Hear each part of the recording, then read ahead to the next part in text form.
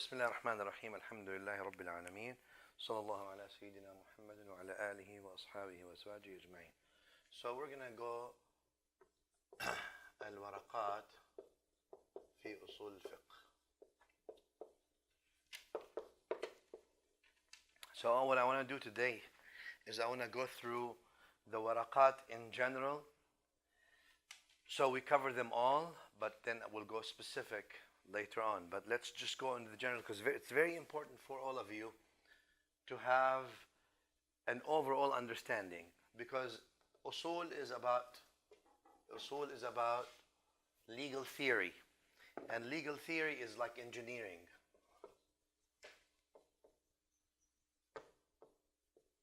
Right? And that means what?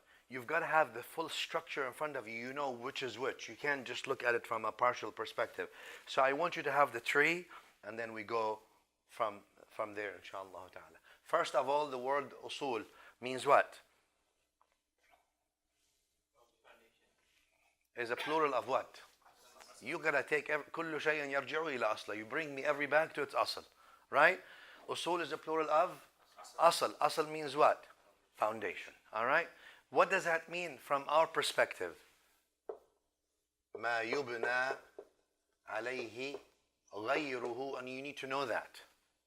Yubna means what? You can build something on it. That's what asl is. ما يبنى عليه غيره. ما يبنى عليه غيره. In order, if you have foundation, can you build on a foundation? Yes. You can't build without foundation. And that's why, by definition, al-far' or a branch, ما يبنى على غيره. Does that make sense? That which is built on something else. What is the ghayr here? The asl. Are we clear? Quick, so because we want to review the whole science of usul or the whole waraqat in the next couple of hours or so. All right, so that's asl, that's fara. As far as the fiqh itself, obviously we're using it in the istilah way, because the word fiqh in the Arabic language means what? Fahm, understanding. That's what it means. But here we're talking about what? We're talking about the ilm of jurisprudence, or the ahkam, for example. All right, so very good. So it's important to understand. That's why you ask always what? What's the asl of this? What's the asl of this? All right, great. With this, let's go to what Al-Imam Al-Ghazali rahimahullah in the Mustasfa mentioned, Al-Arba' Al-Aqtab, the four aqtab of this ilm. The four aqtab of this ilm. Qutb means central, access, something central, right? That's what qutb means. So Imam Al-Ghazali rahimahullah ta'ala. All right, so Imam Ghazali mentioned that there are four accesses to this. So if you want to understand the whole tree, you have to understand these four things. Number one, he called it al-thamara. And then al-muthmir. And then al-istithmar.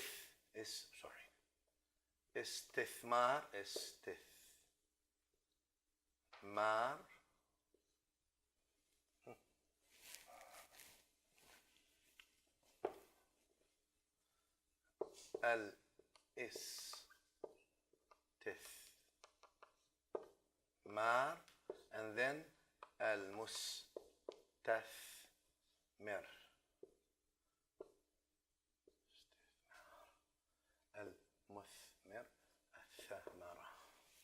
All right.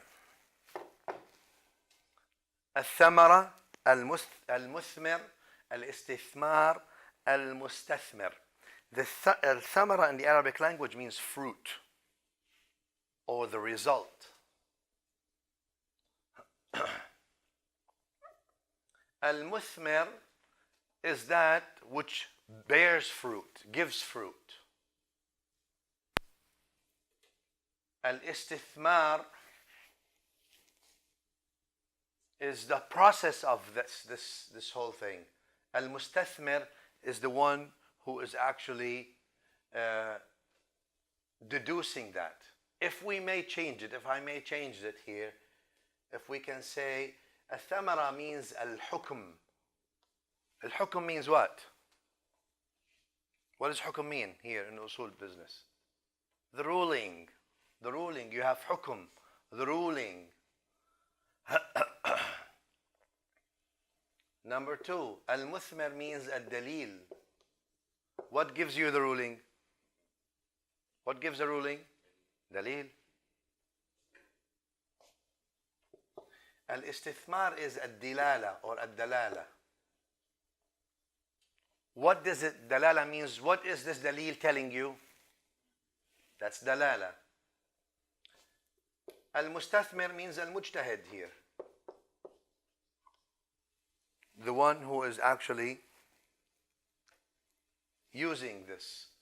Using a dalil to get dilala to come to a hukum. Do we understand each other? All right.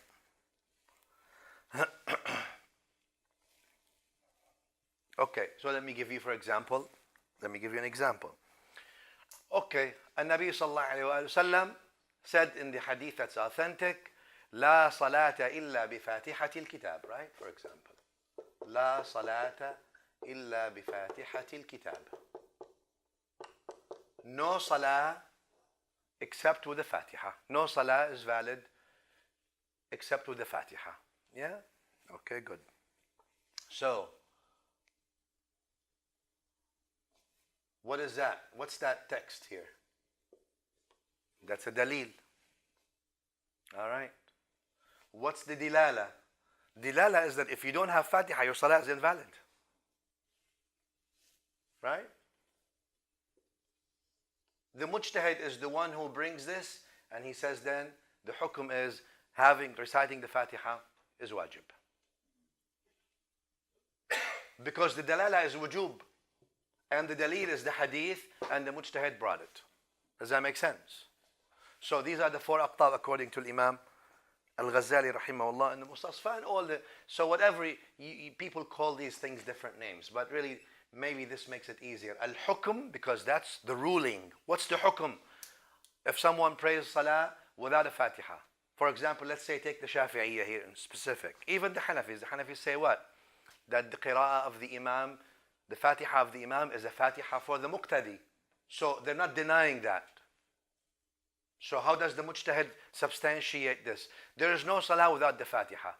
Alright? So Shafi'i came and said everybody actually must treat it individually, doesn't matter who.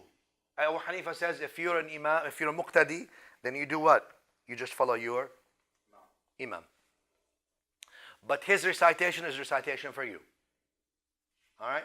So, what is the hukum then? You have to have Fatiha. The dalala, let's say wujub here. The dalil is the hadith and the mujtahid, whether it's Al-Shafi'i or Imam Abu Hanifa rahimahullah or other ai`imma radiyallahu anhum. Are we clear? So the four things that we're going to look at throughout this whole studying of usul are these four things and you need to know them. So you're looking for the hukum, you're looking for the dalil of the hukum, you're looking for the dilala. What is this? Is it wajib? Is it telling you makruh?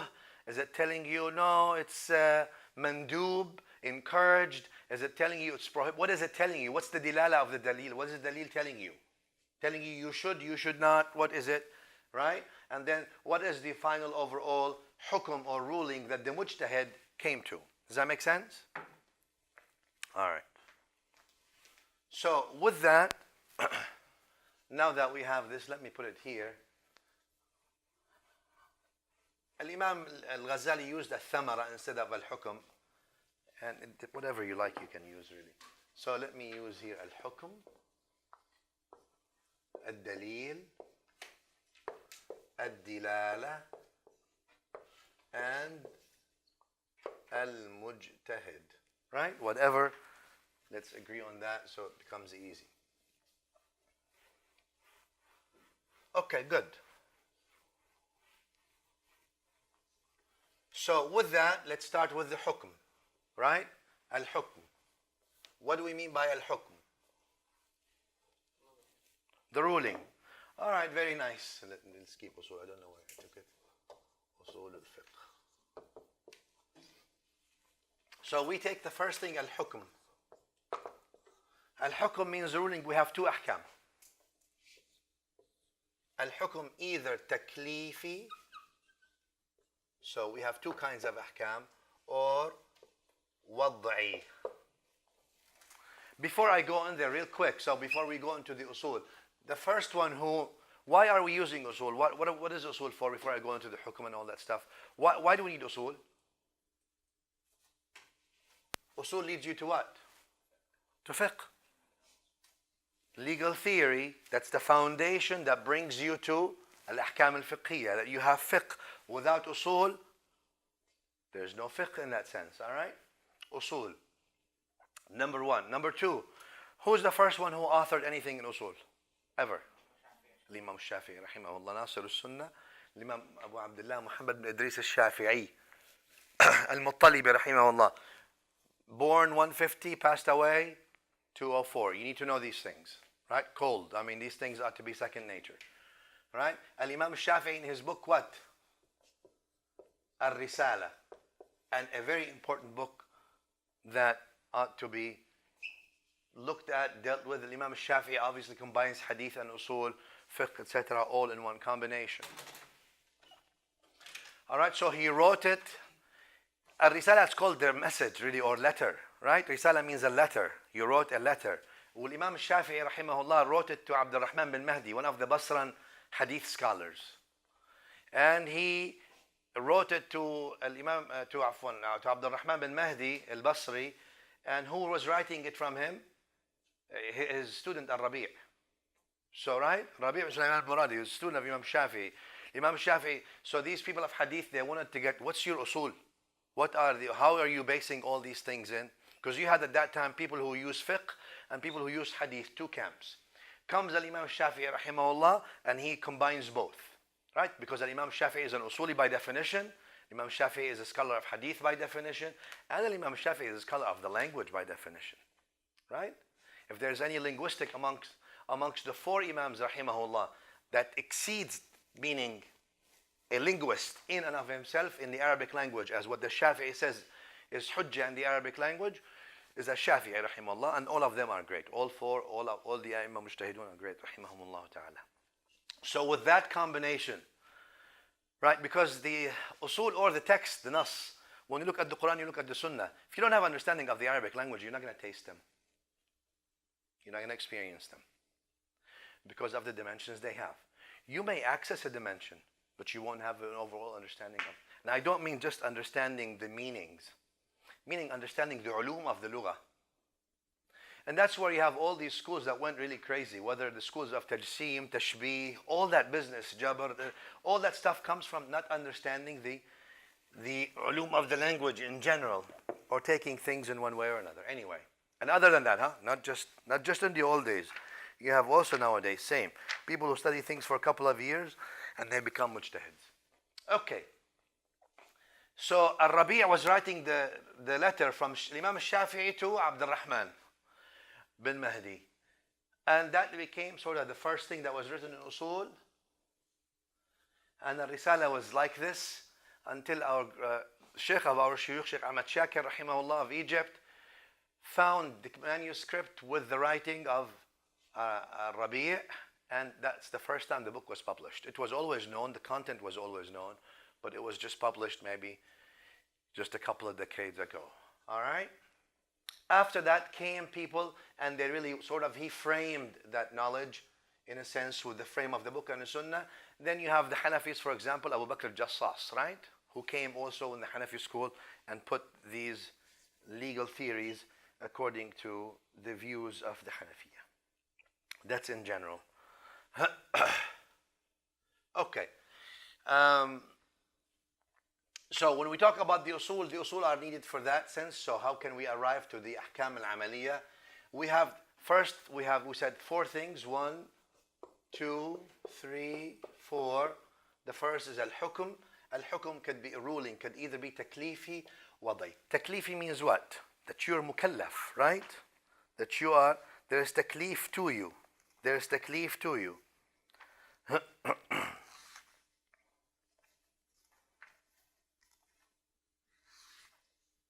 Because الفقه itself is الأحكام الشرعية التي طريقها الاجتهاد. So now there is taklif to you.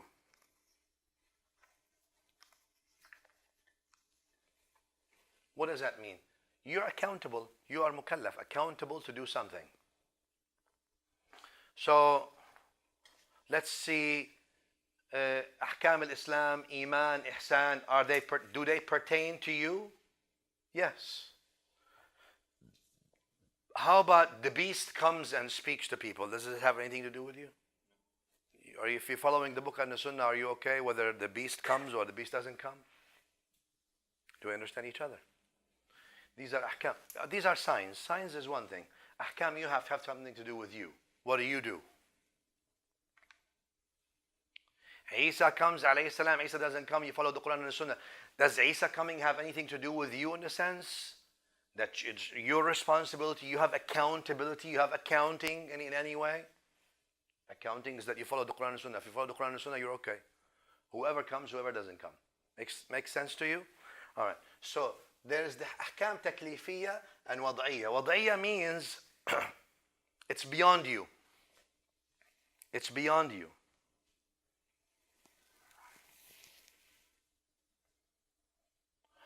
All right. Let me give you an example. So first of all, let's go to the ahkam al-taklifiyya. First, al-wajib. Right? Al-wajib. Again, we're talking the jumhur here. Al-wajib to the jumhur is equal to the fard. Right? The separation only with the Hanafis. The Hanafis say the wajib is ahad, the fard is mutawatir. But to the jumhur, once they say wajib, it means fard. All right. Al-wajib is what? ما طلب الشارع فعله جزما. That which the legislator demanded you to do jazman in an obligatory way. Jazm in an obligatory way.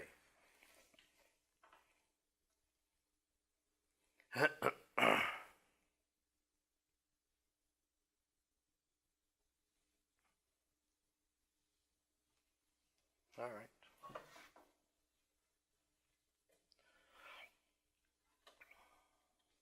I don't want to go into the siyaq today or the forms. We'll talk about them some other time, but I want to give you an overview.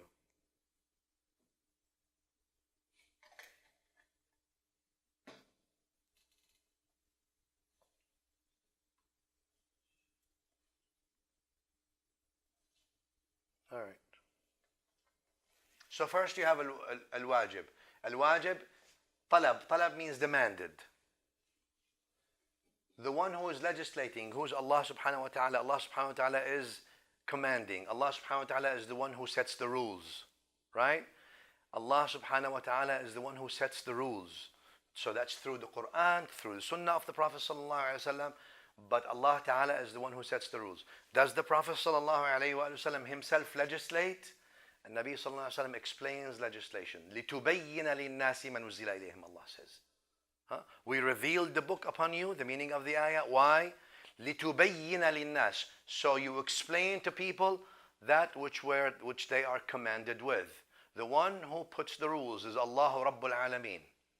The Prophet sallallahu alaihi wasallam explains the rules.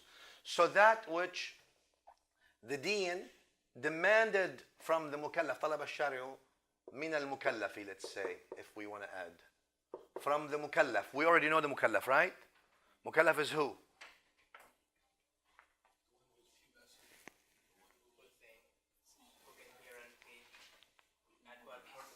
Oh, okay, of Islam. All right. So the deen demanded the mukallaf to do it, fi'lahu, jazman, in an obligatory way. Right? In an obligatory way. Number two, al-mandub. Mandub means to encourage you. So What's the definition again? I need you to know the definitions. Unfortunately, you need to know them. The wordings, scholars write their own wordings, but I mean, you need to know the content. That's ما طلب الشارع من المكلف فعله من غير جزم.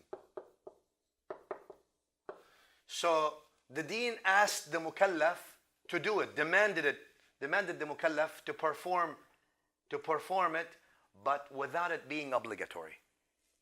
It becomes encouraged. Do you have to do it? No. So what do we do more? We say two things here. Al-wajib, fi'l, if you do it, is there thawab? Yes, there is reward. Tark, if you don't do it, is there iqab? Is there punishment? Yes. The wajib, if you do, you'll be rewarded. If you don't, you're subject to punishment. It's wajib. Because why? Because the Shari asked you to do it in an obligatory way, jazman. Does that make sense? All right, we come to the mandub. The legislation asked you, demanded the mukallaf to do it, but not in an obligatory way. That means if you do fi'l, will you have thawab? Yes. How about if you don't do? No iqab.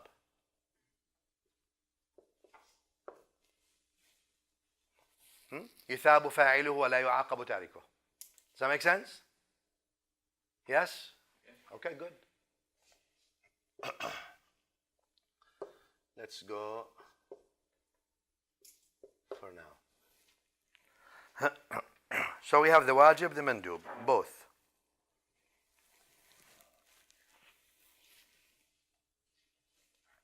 Okay, let's say al-makruh.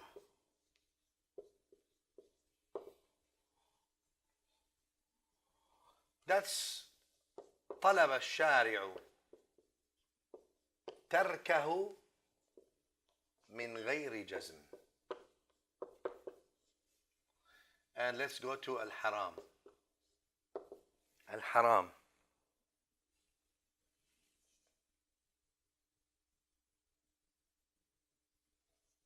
Oh, yeah. Al-haram. ما طلب الشارع تركه جزما. So let's start with al-haram. Al-haram is what? That which legislation demanded the mukallaf to do tark. Tark is to abandon in an obligatory way. Haram is that which legislation asked the mukallaf or demanded from the mukallaf to abandon it in an obligatory way. So, therefore, if you do fi'l of the haram, is there thawab or iqab? Iqab. If you abandon it, thawab. For Allah Ta'ala. If you abandon it for Allah Ta'ala. Huh? For Allah Ta'ala. What do you mean? Someone doesn't do zina. Not for Allah's sake. He's worried about disease. Do you understand each other? All right. Very nice. Then we have al-makruh then. Al-makruh is what? That which legislation demanded the mukallaf to abandon it, but not in an obligatory way. Abandon it, but it did not make it obligatory. It's not obligatory upon you to abandon it. We're asking you to abandon it, but it's not obligatory. Does that make sense? All right. So that means here, if you do the fi'l, is there thawab? You're asked not to do it. If you do it, is there thawab? No. Is there iqab? No. What if you do tark of it? You don't do it. Is there thawab? Yes. It's makruh. You don't do it, there's thawab. You abandon doing something that's makruh. Thawab. You do the makruh. Iqab? Punishment? No. Do we understand each other? You need to cement that. Are we on the same page? Everybody. Okay? Good.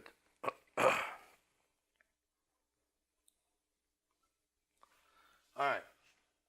So we have now the wajib, that which the mukallaf is demanded to do it in an obligatory way. The deen obligated the mukallaf to do it. You're obligated. That's wajib. You do it, you'll be rewarded. You don't do it, you're subject to punishment. Then we come to the mandub, that which the mukallaf was demanded to do it, but without it being obligatory. Do it, but it's not obligatory. Yes? Mandub, encouraged. So what does that mean? If you do it, because the Shari'ah told you, do it. If you do it, you'll be rewarded. What if you don't do it? Though the Shari'ah told you, do it, but you don't do it. Well, because the Shari'ah said what? It's not really obligatory to do. Do it, but it's not obligatory. If you don't do it, there's no punishment. Do we understand each other? All right. Then we come to the haram. The haram is that which the Shari'ah demanded you to do, to abandon or to avoid, to do tark of. Not fi'l, tark. In an obligatory way. Do not do this. It's obligatory to abandon it. It's obligatory to avoid it. Does that make sense? So if you avoid it, are you rewarded? Yes. If you do it, are you punished? Yes. Makruh, discouraged. That which, again, the legislation demanded the mukallaf to abandon it, but said what? Said that, look, it's not obligatory to abandon. You should abandon it, but it's not obligatory. If you abandon it, will you be rewarded? Yes. Yes. If you do it, you will not be punished. Because what? The demand was not in an obligatory way. Do we understand each other? All right, very important to understand that. Very nice. Then we come now to the third one, which is in between. Al-Mubah. Al-Mubah. These are all parts of the what? Al-Hukm al-Taklifi is one of these five. That's what Hukm Taklifi is. Very nice.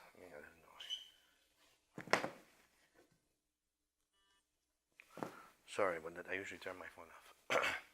Let me put it on vibration. Al-Mubah, the Shari'ah did not say anything about it. Not to demand to do, nor to demand to avoid. In neither way. There's nothing about it. So, can you do it? Yeah. You don't want to do it? Don't do it. You want to eat broccoli? Go ahead and eat broccoli. You don't want to eat broccoli? Don't eat broccoli. There is no text saying you should do it in an obligatory way. There is no text that you should do it, but not in an obligatory way. You're encouraged to do it. There is no text that says you cannot do it in an obligatory fashion. Command. And there is no text that says you should not do it, but not in an obligatory way. Do we understand each other? Mubah. So, what am I saying here? There are texts or dalils for these things. Do I have to bring dalil for that which is mubah? You know, can you eat apples? Can you eat this? What if there's new fruits, persimmon, for example? Can you, what are we looking what? Is it wajib? Is it wajib or fard? If you want to put al-fard, so, here we understand each other. All right, is that good? Those are parts of the hukm taklifi. Al-hukm is two kinds, right? Two kinds. Hukm taklifi means what? It has to do with the mukallaf, you. عاقل بالغ عاقل سليم الحواس بلغته دعوة الإسلام. Right? Are we on the same page? Very important. Then what is that hukm taklifi? Either wajib, fard, mandub, haram, makruh, or mubah. That's the hukm. But the hukm is two kinds. Remember we talked about it here. That has to do with you. There's hukm wada'i. Hukm wada'i has nothing to do with you. Meaning what has nothing to do with you?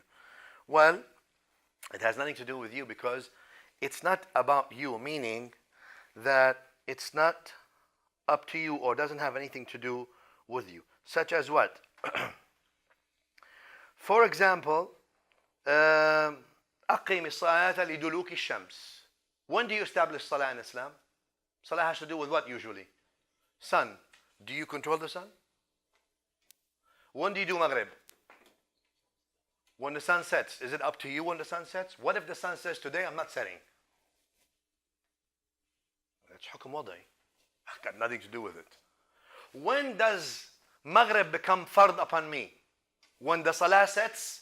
Once the Salah, when the sun sets. Once the sun sets, what does it? What Al-Maghrib 3 rak'ah Al-Maghrib becomes what? Wajib. حكم تكليفي واجب. Does that make sense? If the sun doesn't set ever, day of Qiyamah, no sun, no hukum in that sense. All right. So al-hukm al-wad'i is again something that has nothing to do with you in a sense. You are not concerned with it. Al-hukm al-wad'i comes to explain the al-hukm al-taklifi or to restrict it. How so? I think I'm losing my voice. Okay. For example, Al-Hukm al-Wada'i comes and talks and does three things, let's say for now. Right? Three things. Sabab, Al-Shart, Al-Mani'. Al-Sabab, Al-Shart, Al-Mani'. Al-Sabab means reason or cause. Shart means condition. Mani' means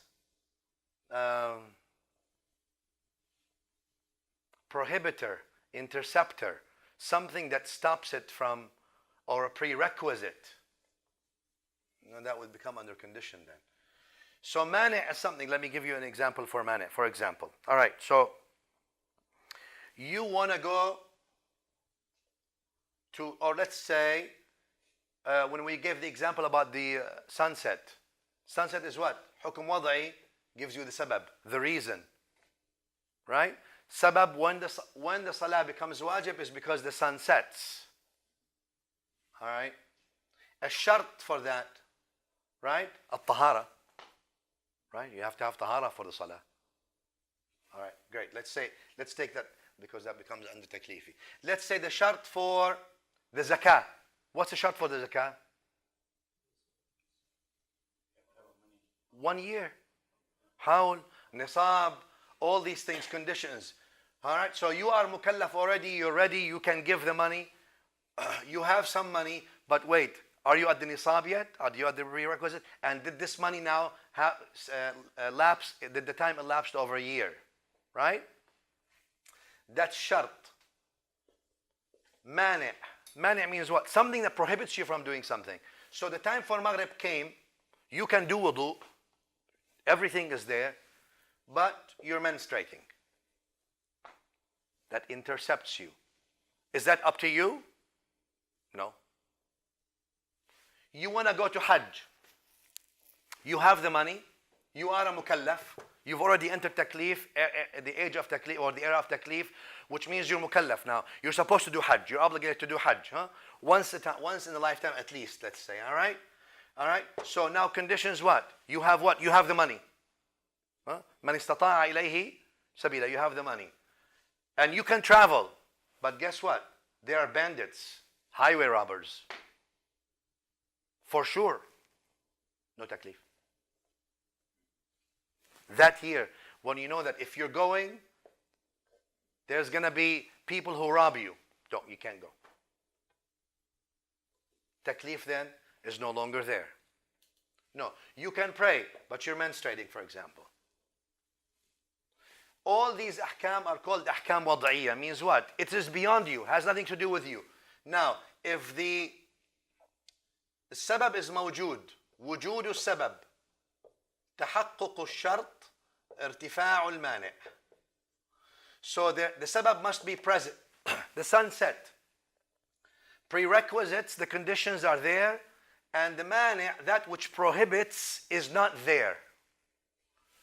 That is, so once the ahkam, hukm wadi is fulfilled, what it's checked, that takes you to what?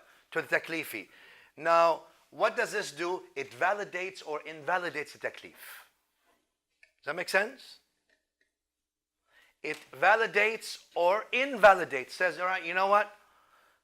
You're mentioning you can't pray. But the time come in and it's wajib. It's not wajib anymore. This hukum al-wada'i, it's beyond you. It dictates how the mukallaf does, how the mukallaf goes on with the ahkam al-taklifiyya. Does that make sense? All right. So the reason or the cause must be present, the conditions must be fulfilled, and the mani', anything that impedes, impediments, let's say, anything that impedes must be absent. Any impediment must be absent. Once those are fulfilled, check here, check here, check here. All right, no impediments, conditions are checked, reasons are present, then we go into the hukum at-taklifi. Does that make sense? Good. All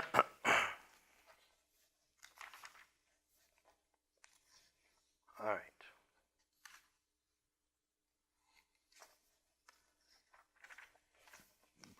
Astaghfirullah.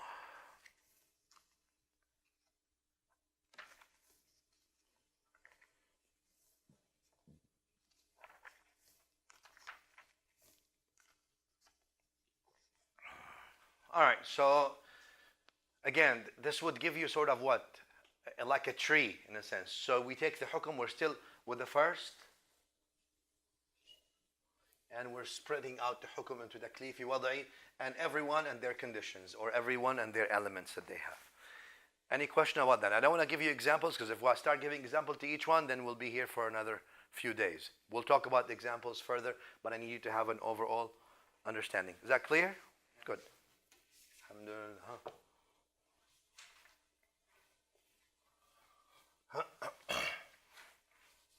Okay, so the hukum is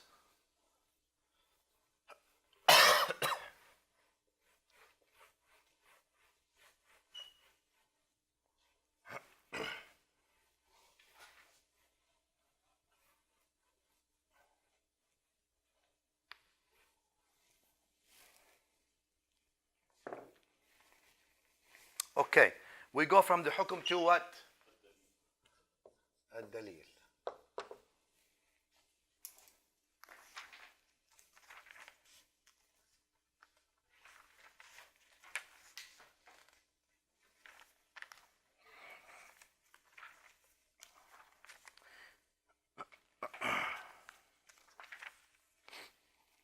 All right. Just like we mentioned, remember the hukum, we divided it into two? Dalil is also divided into two for now. Right? Al-dalil al-naqli, 1, 2, al-dalil al-aqli. Naqli and aqli. Naqli comes from naql. Naql. Naql means what? Transmission. Right? Which means what? What do you transmit usually? What is transmitted? The Quran, Sunnah. Right? Let's say. We'll talk about them. Naql means something you transmitted, that was transmitted to you from one generation to the other. It came to you. Aql means what? What does aql mean? Reason. Reason. So, al-dalil naqli, let's say here that I'm just writing text, but it's not necessarily text we'll see. But let's say textual evidence, or instead of textual, transmitted evidence also, because that's wider. We'll see why. Evidence, because dalil, we're talking proof, right? Can you say proof? Dalil is proof, all right? So either textual or logical or rational. Rational based. They both constitute dalil. Now, to us, Ahl Sunnah, remember, we don't, when we're saying a rational evidence or dalil aqli, we're not saying that a dalil aqli mustaqil independently from the book and the sunnah. That's not what we're saying. We're saying they are what? We don't feel that there's a contradiction between both. All right. So a dalil naqli, a dalil aqli. Dalil is two kinds, either naqli or aqli. What's your dalil? Naqli or aqli? Right away you say what your dalil is. What are the kinds of a dalil al-naqli? What's the first and most important dalil naqli we have? Al-Quran al-Kareem, Al-Quran al-Azim. Right? Al-Quran al-Azim. Al-Quran al-Azim. That's the first dalil that's naqli. What's the second important dalil naqli? Huh? As-Sunnah. As-Sunnah is bigger than the Hadith. Right? As-Sunnah is bigger than the Hadith. So we understand each other. So we don't fall into these people nowadays that think that the Sunnah is Hadith. Sunnah is bigger than the Hadith. All right. So As-Sunnah Sharifa. We'll talk about it. Number 3, what's the dalil naqli? After the Quran and Sunnah. Al-Ijma'. Ijma' is dalil naqli. Naqli, not aqli. Naqli.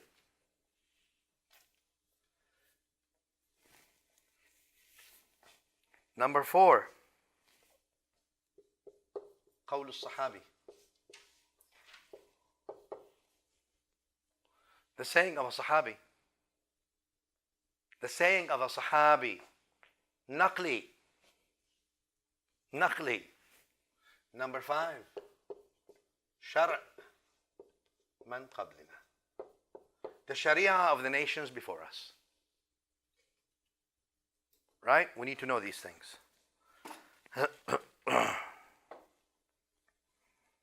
Now, the prioritization, we'll talk about them, but I just need you to know, I mean, just because it's under the dalil naqli, all these things are under the dalil naqli, it doesn't mean, other than the book and the sunnah, we talk about the prioritization between that and other adillah. Are we on the same page? Okay, good. Now, in the adillah naqliya, I just need you to subcategorize. These things, Al-Quran and Sunnah, are dalil in and of themselves. They're dalil naqli, self-substantiating. If I tell you Allah Ta'ala said, Rasulullah Sallallahu Alaihi Wasallam said, I don't need to bring you proof. That's proof. All right. These 3 adillah naqliya are what? They're based on that. They're not independently, you have to prove what a Sahabi said. You have to prove what Al-Ijma' said. Not only you have to prove what he said or what Ijma' is. The evidence of Ijma' is deduced from the Quran and the Sunnah. Do we understand each other? Let me repeat it again. The Quran and Sunnah are proof in and of themselves. In order for you to substantiate ijma' that it is a dalil, did Allah subhanahu wa ta'ala tell you in the Quran, al-ijma' is dalil? No. Al-ijma' huwa dalil? You deduce it, istinbat. No ayah did say that. Because anyway, this word ijma', we made it up. Did we make up Quran and Sunnah? No. When we have ijma' or the qawl of Sahabi or so, how do we use these things as proof and say it validates? How do we use that? We use that based on text in the Quran and the Sunnah. We say, based on this text in the Quran and Sunnah, ijma' is dalil. Based on the books on the text in the Quran and Sunnah, qawl al-Sahabi is dalil. Based on the text in the book and Sunnah, the Sharia of the nations before us is dalil. The Quran and Sunnah, dalil. Do we understand each other? Very important. So, though they're all adillah naqliya, but these ones are not dalil in and of themselves. They rely on the text of the book and Sunnah to be dalil. To substantiate them, not to say that this is actually dalil. You have to bring this. So will you have disagreements here? Yes. Will you have disagreements there? No. All right.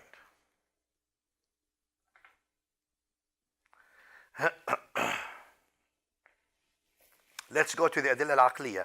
The strongest dalil in adillah al-aqliya, obviously. Dalil al-aqli also, let's go the first. Al-qiyas. Al-Qiyas. Analogy. Analogy.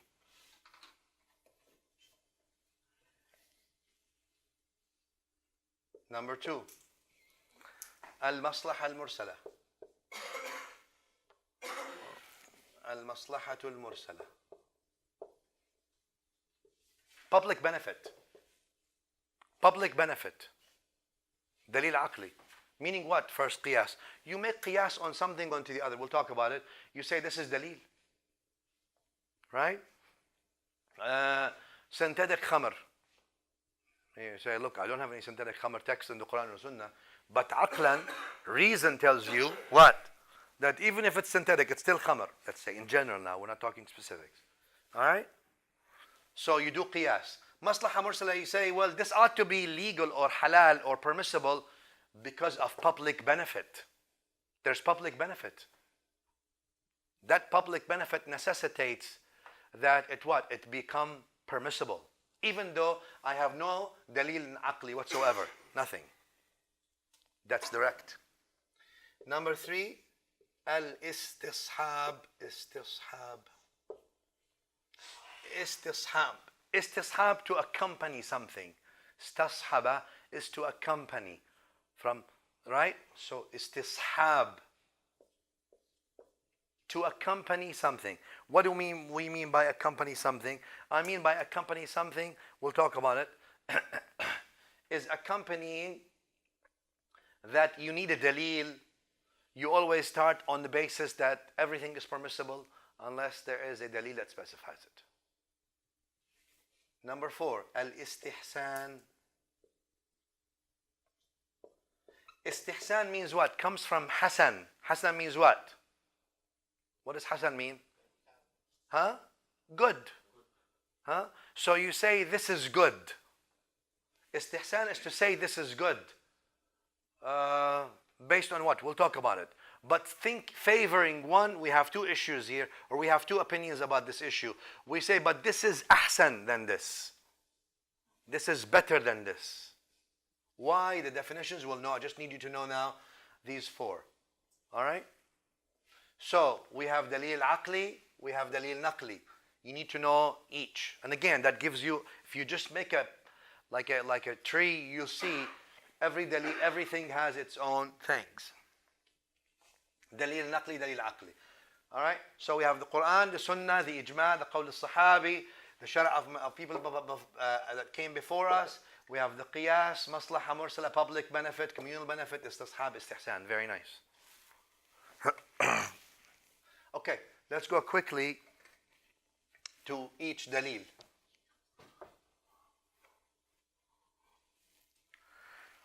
First, Al-Quran Al-Azim is the thubut, qat'i or dhanni. Qat'i means what? Definitive means what? Mutawatir. Do we understand what mutawatir is? Do I need to repeat that? Right? Mass transmission in every layer. Mass transmissions in every layer. Mass transmissions in every layer. So the thubut means from thabata, means affirm, the affirmative, or that the Quran exists, that all the verses are there. The existence of, is it qat'i or dhanni? Qat'i. Is it mutawatir or ahad? Mutawatir. Right? That is obviously for the text itself. Alright? Is the hujjiyah. The hujjiyah of the thubut, of the Quran. Meaning the proof. Hujjiyah means to be proof. Say this is hujjah. Hujjah means proof, evidence. Right? Is the hujjiyah of the Quran qat'iyah? Yes. How about the texts of the Quran? Are the meanings or ad-dilala of the Quran, the dilala of the ayat of the Quran, are they all qat'i? No, some of them are dhanni dilala, right? Meaning what? Subject to interpretation. All right? But is the Quran qat'i? Yes. Do we understand each other? Okay, how about the How about the qira'at that are shadha? We have different modes of recitation of the Quran. Some of them are irregular, not mutawatir. Right? What do we do with them? What do we do with them? Can we use them as proof? We say, all right, look, in this qira'ah that is irregular, in this mode of recitation of the Quran that is irregular, it says this. Can we use it as proof? Lima Shafi'iyya, they do not use it as proof. Right? Shafi'iyya don't use it as proof. And also, we're talking about proof what? In amali things, in actions, matters of doing things, right? Not aqa'id, etc. Okay. Very important. We come to a Sunnah Sharifa. All right? From an Usuli perspective, a Sunnah is what? You have mutawatir and you have ahad. That's as far as thubut, right? We're talking thubut here. Are we on the same page all? Great. Thubut al-Sunnah, either mutawatir or ahad. We're talking about the sahih here, right? We're talking about the sahih. Why? Are we touching the da'if? No. Why? لا يبنى عليه شيء. الضعيف rule. I made that. Not me. لا يبنى عليه شيء. Meaning what? You cannot build anything on weak. You cannot build anything on weak foundation. Let me repeat it. لا يبنى على الضعيف شيء. Nothing. You practice. Can you tell people to practice? You cannot build a case on weak. Do we understand each other? It doesn't matter how many weak, what, it makes no difference. Weak, if it's important, would have Allah preserved it? Done. If it's important in your deen, would Allah have preserved it in the Quran? Yes. Or the authentic prophetic sunnah? Yes. It's not preserved, guess what? Done. Are we clear? So nobody comes and tells you, this is weak, but look at the meaning. And then it becomes all of a sudden prioritized over the ahad that's sahih. Right? Notice. So you can see the لِتَسْتَبِينَ سَبِيلُ الْمُجْرِمِينَ. So you see how the people of bid'ah take things up. Then not only that, it becomes even more amplified than the mutawatir of the sunnah. Then sometimes they take it over the Quran. It becomes the thing that you have to build everything under. Wait, man. This is da'if. If it was that important, Allah would have put it in the Quran, done. Is the Quran trying to be tricky with you? تفصيل كل شيء. القرآن مفصل, right? Right? تبيين, etc., etc. Just so we understand each other.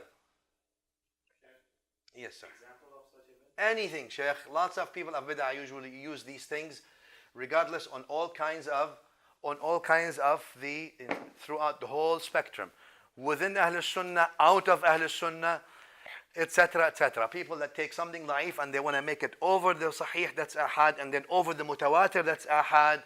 And then eventually, over the mutawatir, over the mutawatir, and then over the Quran itself. Some weak things that they like. People have passions about things. It's okay. There's no harm to have passion or to be passionate about something. The harm is what? That's right. The harm is making it say what? This is deen. And if it is sahih, then if we say Allah said, Rasulullah sallallahu alaihi wasallam said, what does that mean? Becomes deen. Once you say قال الله أو قال رسول الله, that means it's deen now. Congratulations, it's deen. Oh, I don't know if the Prophet ﷺ said. Congratulations, it's no longer deen. Why? اليوم أكملت لكم دينكم. Your deen is complete. Important part of the deen would have been preserved. Not preserved, أكملت لكم دينكم. It's done. Do we understand? Can you practice weak? You may practice without making it obligatory on yourself and without institutionalizing it. Are we on the same page? Okay, good. So don't worry about these people who take something weak. In Aqidah, you've seen that, right? With the anthropomorphist Hanbalis. They take a weak hadith and they make it the Aqidah. Wait, Where's the Sahih? Where's the Mutawatir? How come the Quran did not say that explicitly? What is it trying, etc., etc. You see other things as well in the other sides as well. They take one weak hadith and they start saying this is the Prophet ﷺ saying, though the Prophet ﷺ did not say that and possibly did not. Very important. Okay. So we have the Mutawatir and the Ahad and the Sunnah. Okay, very nice. As far as Ahadith here, we're talking. What is the definition of the Sunnah to the Usulis? The Sunnah Sharifa to the Usulis is what? Qawlun, Fi'lun, Taqrir. You need to know these three. When we say Sunnah to the Usulis, not to the Muhaddithin, but to the Usulis say a Sunnah means what the Prophet ﷺ said, Qawl, what he said. What the Prophet ﷺ did, action, fi'l, taqrir, what the Prophet ﷺ approved. He didn't do it, nor did he say it, but he approved it. That all is called now Sunnah. Right? So we don't just say what he ﷺ said only. We say what he ﷺ said, what he ﷺ did, what he ﷺ approved, even if he didn't say or do. That becomes Sunnah. We're talking about the second dalil, right? From the Adilla al-Naqliya, as-Sunnah al-Sharifa. Now the Sunnah from an Usuli perspective can either be Ahad or Mutawatir. Right? Mutawatir means what? Those ahadith were transmitted, or that Sunnah was transmitted, not only ahadith. The Sunnah was transmitted in a mass transmissions up until the what? Yeah, the end of era of codification or tadween, right? Or the era of tadween.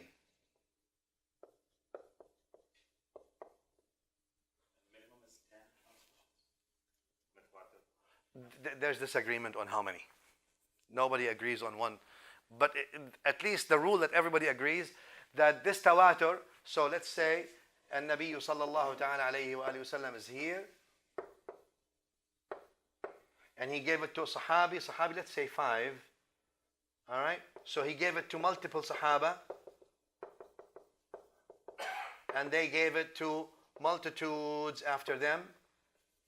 And then after them they gave it to multitudes more, and then after them more, and then more, up until the era of Tadween, which is about the year 300, 405 maximum, right around that time. So, and Nabi sallallahu alaihi wasallam gives it to mass transmission in every layer, from the Sahabi to the Tabi'i, to the Tabi'i, to his tabi'een and to his tabi'een. Mass transmission. So how many scholars disagree? What is the rule here? It is intellectually impossible for them to forget. Because the same narration was transmitted by so many people that if one had forgotten, the others that have transmitted that would have filled it in. It's not possible. Since they all transmitted the same exact thing in every layer up until the era of codification and writing the hadith or recording the hadith, then it's impossible for them to conspire to lie. It's impossible for them to have forgotten. It's impossible. It's just technically or mathematically impossible. Are we clear? What I'm saying here is very important. All the Sunnah of the Prophet sallallahu ta'ala alayhi wa sallam. Well, obviously, as you all know, the Quran was transmitted in mutawatir fashion, like this. All the Sunnah of the Prophet sallallahu alaihi wasallam, all the Sunnah of the Prophet sallallahu alaihi wasallam was put in this pool, which ended around, let's say, year 300 to 400 or so, and that's the end of era of Tadween. Are we done? Nobody can come and say, hey, I am now, after 1438 years, I have a way on my own all the way to the Prophet ﷺ. And he said this. Really? No. What if he puts the chain, he puts a chain that's even known up till the era of Tadween. So from now to the era of Tadween, it doesn't matter, but let's say he puts known people. No. Why? If you're trying to attribute something to the Prophet ﷺ, guess where it has to be found? All has to be found recorded back then. Do we understand each other? Everything has to be found right here. If it's not found here, guess what? Do we understand each other? That's why the isnad nowadays, people say, I have a high isnad, meaningless technically speaking, except for barakah. Has absolutely no value, academically speaking. The isnad nowadays has academic value of 0. Why? Isnad was, the ilm of isnad was invented when? In one of these eras right here. Let's say here, I have somebody who says, I have hadith. I said, wait a minute. Who told you? He says, a tabi'i told me. What's his name? Is his name. We verify, yeah. The tabi'i says, wait, but I was told by a tabi'i. He told me. Oh, really? Let's verify. Did he tell you, etc.? The tabi'i is good? Good, bismillah. Tabi'i says, but not only that, I was told by the sahabi. Sahabi, all right, bismillah. And the sahabi says, I was told by the Prophet ﷺ. We have to verify this isnad right here up until the sahabi. That's why the isnad becomes sahih or not sahih. From this era of tadween down, this era here, all that this pool of tadween, this is ownership of the whole world, not just the ummah. Do we understand each other? The whole world has this to them. Someone comes here, I have higher sanad or higher. What does that mean, higher sanad here? What is he trying to tell you? Anybody in the world, doesn't matter who he is. Right? He's telling you, I can connect to the era of tadween. Huh? To the era of tadween. From me to them. And from the era of tadween, whatever they locked it up, then it goes to Bukhari, from me to Al-Bukhari, from me to Muslim, from me to At-Tirmidhi, from me to Ibn Majah, from me to Ibn Abi Dunya, let's say, going further, from me to Al-Ghazali. Oh, Ghazali is not even here, Ghazali in the 5th, right? For example. To the tadween. Do we understand each other? So that's why when someone says, from me to the tadween is shorter sanad. I have high sanad. What is he telling you? When someone says, I have high sanad to the Prophet ﷺ, what is he saying? I have higher sanad to the era of tadween that connects you to that pool. That's what he's saying. And from them to the Prophet ﷺ. Do we understand the station? Yes? So someone says, it means I have higher. The Sufis have a nice thing. They say it from after the era of tadween, the longer the sanad is, the better. There's more barakah and more narrators, more imams, more salihin, more people who carried the hadith. Why? It makes no difference anymore. Academically, it means anything. I don't need to verify the authenticity from you to the era of tadween. Who cares about, with all the respect, from you to the era of tadween? All I need to verify is what? Is this authentic from the era of tadween up to the Prophet ﷺ? And to that is the ownership of the world, not just one. Do we understand each other? So, did we always seek these judges? Of course, for medals to be hanging on the chests, etc. Academically, they don't mean anything. Barakah, yes. So we seek them for barakah and we seek them for the, just sort of, so we read with the mashayikh. But as far as academic value, everything is written here, and that's the mutawatir. Again, that's very important for you to understand. So we don't go about all these things. Oh, and I hear all this guy has a sanad, like, there's jinn and afarit and all these things in it. You have to find it in some of the books that are recorded back in the era of tadween. It's not there? Guess what? Goodbye. There's no need to. Why? The Prophet ﷺ is more caring on you than anybody else, and he does not hide things from his ummah. Islam is not, there's no hidden secrets. There are no secrets in this deen. It's all wide open for everybody to access, so that the latter, the one that comes latest, can have the same opportunity that the one that came first. Done? End the story. Very nice. Okay, so the mutawatir is this then. The mutawatir transmission is like the Quran transmission, as far as transmission in layers from the Prophet ﷺ onto, let's say, down the first few centuries. Ahad means the Prophet ﷺ told one person, one sahabi, the sahabi told one tabi'i told one tabi'i, he told one and he told one, and that's how it was recorded. maybe 2 or so, but less than 3 in every layer.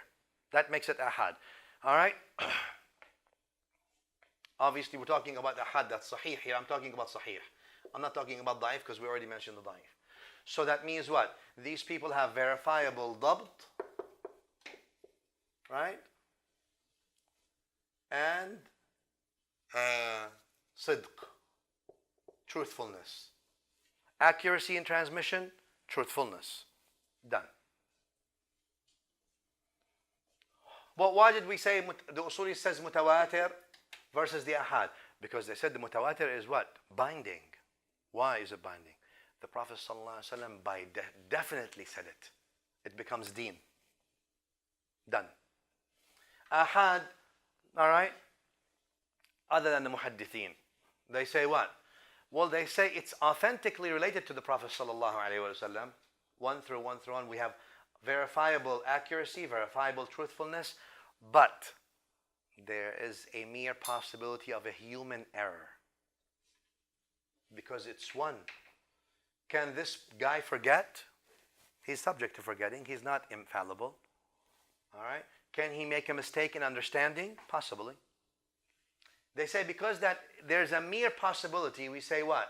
We say this is ahad, and hence if someone denies an ahad hadith, that's a bid'ah. If someone denies mutawatir sunnah, that's kufr. Do we understand each other? All right. Al-mutawatir is two kinds, real quick. I don't want to go into there. Mutawatir nadari, mutawatir amali. Amali means what? Amali means practical tawatur, which means what? I don't have to have a hadith to tell you that Maghrib is 3 rak'ah. Maghrib 3 rak'ah did not come in the Quran, did it? Came in the Sunnah. But do I have to bring you a hadith to show you that? Why? No. Why? Millions of Muslims all the way up to the Prophet ﷺ they prayed Maghrib 3. Nobody says Maghrib was 2. And that's practical amali tawatur. It's practical tawatur. Do we understand each other? There is tawatur nadari. So let me write here, amali and nadari. Nadari means what? Theoretical tawatur, which means what? You need to go to the ahadith and to the narrations. Let's say, obviously, you need to prove what? You need to take it from here to here. You need to prove what seems to be ahad is actually mutawatir. Do we understand each other? You need to go to something that is ahad and say, wait, because if it was practical mutawatir, definitively practical definitive matter, it would have been already there. You don't need to prove it. You go to something that seems to be probably ahad, single layer, single narration in every layer or so, and then you say, well, wait, I have so many authentic single layers next to each other. I can tell you now, I deduce from that actually this hadith actually falls into the mutawatir, and therefore it becomes binding for you to believe. Does that make sense? All right. So the second one, the nadari, that's the job of the scholars because they have to deduce that and they have to prove it. 1, 2, 3. What's the proof for this? 1, 2, 3, etc., etc., etc. All right? Because the laymen mostly, or the masses usually, what? They know that which is mutawatir amali in general, and some of the mutawatir nadari. Not much. All right? So what makes something mutawatir amali afwan nadari? That's also some scholars, especially in the recent days, meaning recent few hundred years, they went and said as long as we have weak chains here, even if they're weak entirely, but they're not extremely weak, but they're together, we can make it mutawatir. I believe that's wrong. I follow the school of the earlier salaf of the muhaddithin, that every chain must be authentic and then collectively together. Then it becomes mutawatir. Otherwise, there's weak ahadith everywhere. How can one week give strength to another week? All right? And that's a hadith issue, and Ibn Abi Zur'a mentions these things and others, etc., etc. So multiple weak narratives do not amount to something that is mutawatir in my view and in the view of some of the older salaf. And that's not necessarily what's been practiced lately. All right? Because once you make it mutawatir, what? It becomes part of the deen. Becomes part of the deen. Part of the deen, whew, binding part of the deen. But the Quran did not mention it. Nor did the Sunnah mention it in any one authentic way. Not even in one. All right, so something needs to be looked into, and that's again, it remains an issue. Usually, as I've told you, and many of the scholars mention to us that something is not in the Quran is not Aqidah. All right.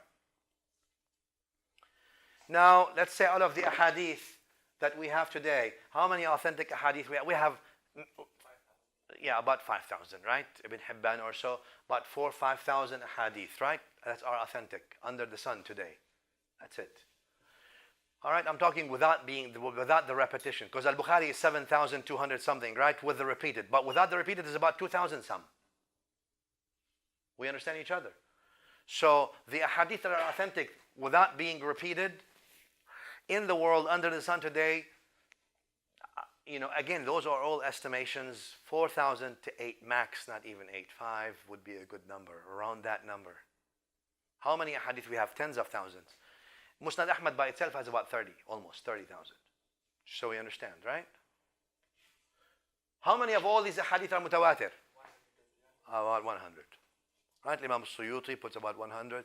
Our grand Sheikh, Sayyid Muhammad bin Ja'far al-Kattani, rahimahullah wa radiya anhu, Sheikh al-Islam, puts it about 300. But even the 100 is contestable. Do we understand each other? The claim of 100 is still contestable. That doesn't touch the amali tawatur. That's the nadari tawatur. Do we understand each other? All right. Okay. Let's talk about the action of the Prophet sallallahu alaihi wasallam.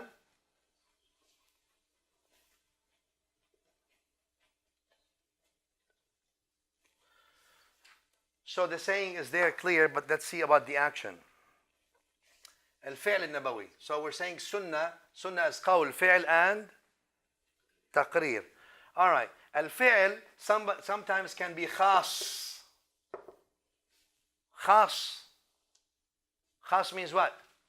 Specific to the Prophet sallallahu alaihi wasallam. Such as what? Siyam al-wisal. Continuous fasting without breaking the fast for days. Right? Prophet sallallahu alaihi wasallam used to fast continuously without breaking the fast for Maghrib. Sahaba radiallahu anhu came asking, can we fast like you? No. Specific. Right? Something khas for the Prophet sallallahu alaihi wasallam. Inni lastu kahayatikum, he tells them in Sahih al-Bukhari also, or lastu kahadikum, I am not like one of you. Allah gives me food, Allah gives me drinks, you can't fast like that. Okay? The other fi'l of the Prophet sallallahu alaihi wasallam, so they're saying if it's matter of ta'abbud, or ta'abbudi, he did it sallallahu alaihi wasallam out of either ibadah or out of aada. So let me put ibadah.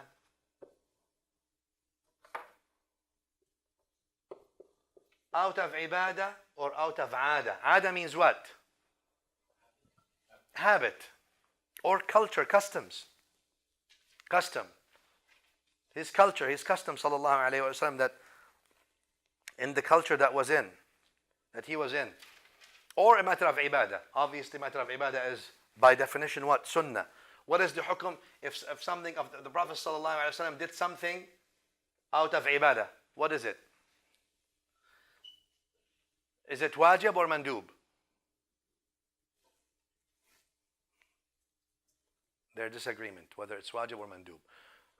But the sunnah is usually what? Mandub. It depends, because did he tell you must do that?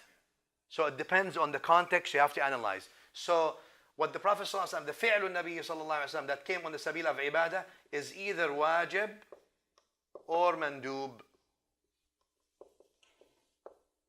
Right? Because why? If it's sunnah, now we go and substantiate this text or this fi'l that came. Did it come to tell you, did it come to demand of you to do it an obligatory way? Or did it come and tell you need to do it in a non-obligatory way? Do we understand each other? It depends how it came. That's what classifies it, whether it's wajib or mandub. Are we clear? That make sense? Okay, good. Okay. What about the matters of aada, things that the Prophet ﷺ did? They say there is jawaz. It's permissible for you to do. But there's also disagreement between these two, right? What the Prophet ﷺ did. So people say, for example, the thobe that the Prophet ﷺ used to wear, the qamis that he used to wear. The qamis at that time means the thobe. Doesn't mean, qamis means shirt to people nowadays, or long things, or the subcontinent people wear something up to here, they call that qamis, right? Qamis meant something that the Arabs used to wear, right? And it has openness, etc. All right, so if you wear it, or you wear anything that is similar to it in a sense that is decent, all right, they say, well, the way he wore things, sallallahu alaihi wasallam, is a matter of aada. That was the habit of his custom and the people. As long as you wear something decent, you're okay, right? So it's but what if I want to wear exactly what he sallallahu alaihi wasallam wore? Well, that's permissible. How can I change that to being good? They say with the niyyah. How so? With the niyyah, the aada may become ibadah. Meaning what? I am going to wear the same exact shoes of the Prophet ﷺ. If I get a hold of that na'al, I'm no longer going to wear Clark or whatever it is, or these things. I'm going to wear exactly the same shoes for everything. Permissible. You want to wear Bismillah. I want to wear them with the niyyah of emulating the Prophet ﷺ. That becomes then, inshallah, you're getting reward for that. Right? So but we're gonna disagree with the scholars. Disagree on what constitutes. Can we differentiate these things? Because other scholars, for example, many other scholars as well, mention that everything the Prophet ﷺ did is a matter of emulation for you, which becomes a matter of ibadah for you. So, all right, do we understand each other? So I don't want to go there, because some people say, all right, the na'al of the Prophet ﷺ, if I wear the same thing, I'm gonna copy exactly the same thing, or let's say that the Prophet ﷺ used to drink in the from the clay pot. Exactly, I didn't have that right. Not from the glass, right? Clay pot. I'm gonna drink. That would be, etc. I'm only gonna drink from the clay pot. Okay, etc. So, is it permissible for you? Permissible. With the niyyah, inshallah, it becomes. Some people go say, no, everything the Prophet ﷺ becomes sunnah, so it's mandub. You want to do it, you get rewarded. You don't do it, you're not punished. No problem. Do we understand each other? So these things, same thing with the imamah, for example, etc., etc., etc. Right? Because imamah was also not specific to Muslims back then. You all remember, right? Abu Jahl also had imamah, Abu Lahab had imamah, Muslims had imamah, Kuffar had imamah, etc., etc., etc. Right? All right. So but then they bring you have some hadith. So, but the Prophet ﷺ did it. That specify it. So again, I don't want to go into all that stuff, but so in general, if the Prophet ﷺ does something, then it's his sunnah, sallallahu ta'ala alayhi wa alihi wa sallam. How about then something that he did? So the qawl is clear. The fi'l, we've just explained it. Now the taqreer. If the Prophet sallallahu ta'ala alayhi wa sallam asked you or approved something, all right? He did not say, he did not do it himself, but he approved it, right? What do you get from that? Al-jawaz. Al-jawaz. Jawaz mean what? What? The permissibility to do so. He sallallahu alaihi wasallam approved it. Permissible to do. Right? Permissible to do. Permissible to do. Is it mandub? Is it fard, wajib? Permissible. So we need to differentiate between jaiz, mandub, wajib, right? Do we understand each other here? Okay.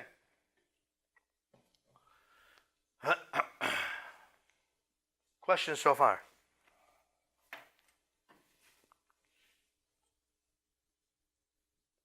Okay.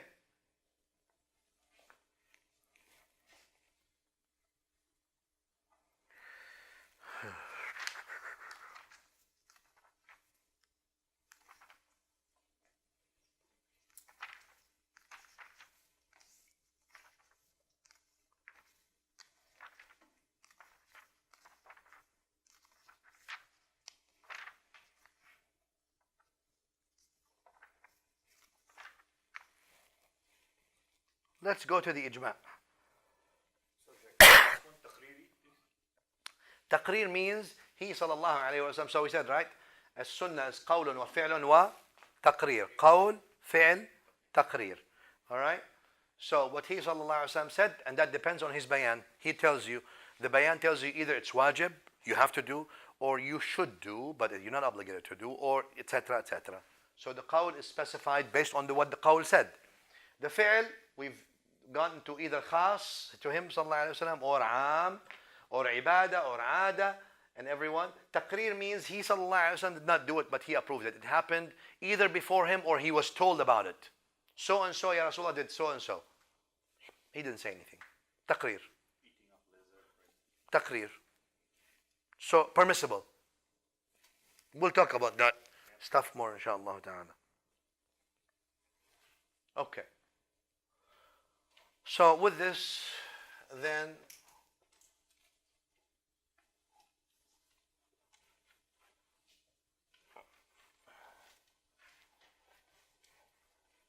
we're done with the sunnah, at least on a basic level of explaining in the sunnah sharifa.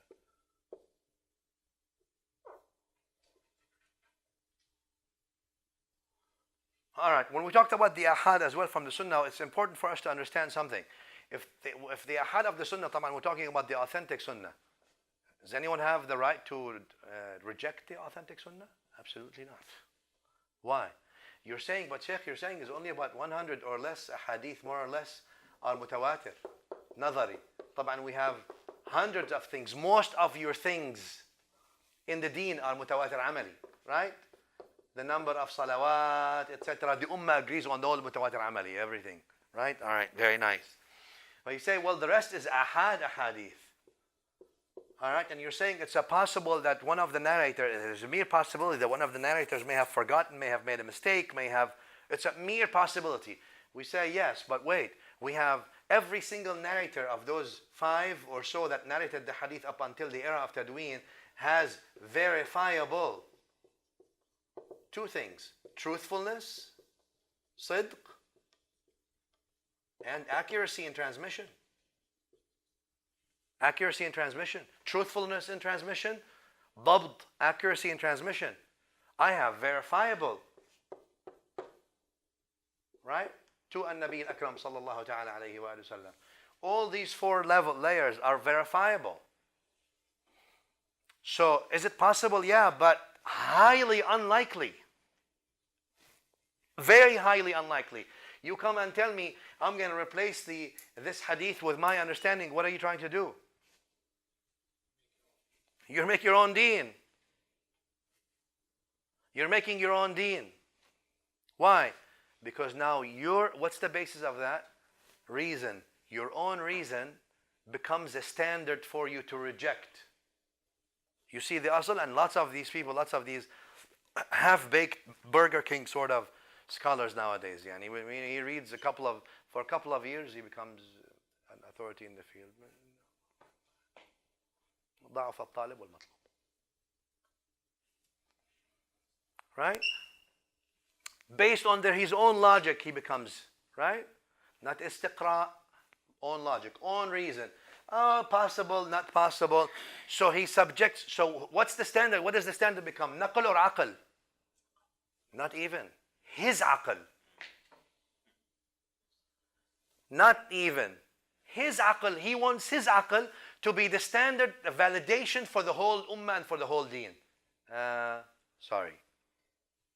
Take your aql to some repair shop and figure out what you can do with it.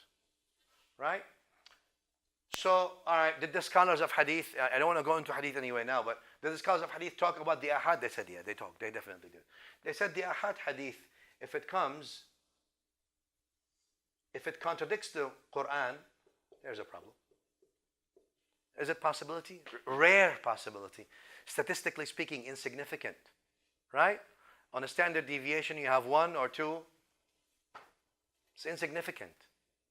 Out of 5,000, I have 2, 3, 4. It's an insignificant number. If it contradicts the Quran, if it contradicts the mutawatir of the Sunnah. Yeah. Al-Khatib al-Baghdadi mentioned these things in his book Al-Faqih wal-Mutafaqqih, right? So I'm not bringing it from my pocket. I'm just bringing it to you so you understand that you don't say, all right, well, hadith is ahad, so we take it. Yeah, we take it, of course. That's the bulk of your sunnah. What, you replace it for what? For what XYZ says? You gotta be kidding. I have verifiable accuracy and transmission and a generational scholarship, one layer after other of hadith, who said this is good, and you come at the end and say, I don't think so. That's like the poet says, إني وإن كنت الأخير زمانه لآتٍ بما لم تستطيعه الأوائل. Though I am the last one to come, but I'll bring something no one ever knew before. Don't be fooled by these kinds of claims. Only ignorance make these kinds of claims. Do we understand each other? Nowadays. All right. Or al-aql. Now, they put the al-aql because obviously al-naql ought to be consistent with the aql. So if something really contradicts the reason of everybody, sound reason of everybody, that's something to look at. And then also al-illah. Illah means disease, and al-shudud means irregularity. We'll talk about that, right? Or we've talked about that before. So these things, other than that, so if one of these things is checked, then that's a problem with the ahad. But other than that, that's extremely rare to happen. It does happen every now and then. It's extremely rare. Other than the hadith of the ahad or the sunnah of the Prophet ﷺ that's authentically related to him, and it actually demands of you a practice. As you all know, I mean, we don't want to talk about the aqaid, etc. But to the Ash'aris and Maturidis, ahad obviously do not talk about aqaid. Aqaid are matters of mutawatir always. And usually the Quran, obviously you have it. If you have anything in the Aqidah, it's in the book of Allah subhanahu wa ta'ala. If it's not in the book of Allah subhanahu wa ta'ala, or it's not explicit, then it does not mandate belief necessarily, except if it's in the mutawatir hadith. All right, are we on the same page? Very good.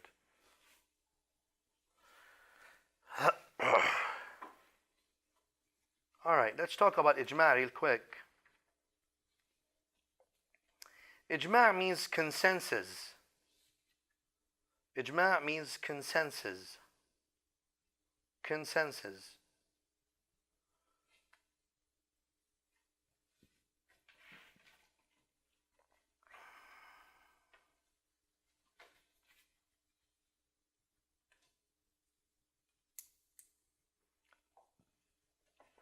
And obviously it's a dalil naqli. Why is it a dalil naqli? Because it stems, or the substantiation for it comes in the Quran and the Sunnah. All right. The substantiation of it came in the Quran and the Sunnah. All right. So, what's the definition of ijma'? اتفاق الأمة على, let me see, something, first of all, obviously, that did not come in the Quran and Sunnah, على مسألة في عصر من العصور. That the Ummah agreed on something after him, sallallahu alayhi wa sallam, obviously, طبعا. The Ummah after the Prophet ﷺ, because the matter is not in the Quran or nor in the Sunnah anyway. The Ummah agreeing on something after the Prophet ﷺ in one issue, on one issue, they have consensus and agreement. All right. There is disagreement on this very definition, though there's agreement on it. Why? Who is the ummah? Laymen and scholars? Some people say yeah.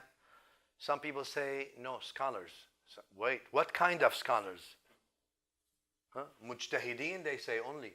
Some people say only mujtahideen. So the a'imma al-mujtahidun only.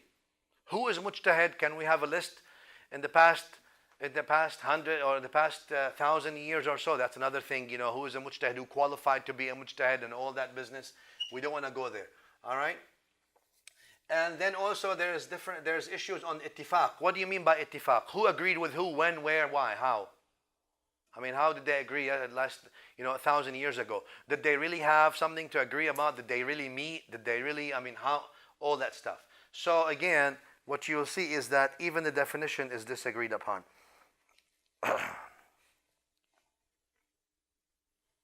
But the definition, if it happens, even with the mujtahideen of the A'immah, is an excellent definition, an excellent usuli definition.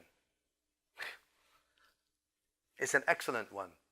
The definition of ijma' is an excellent one. If the mujtahideen of the ummah all agree, yeah, that's a dalil. That ought to constitute something. Notice also the ummah is disagreed upon. Who is the ummah?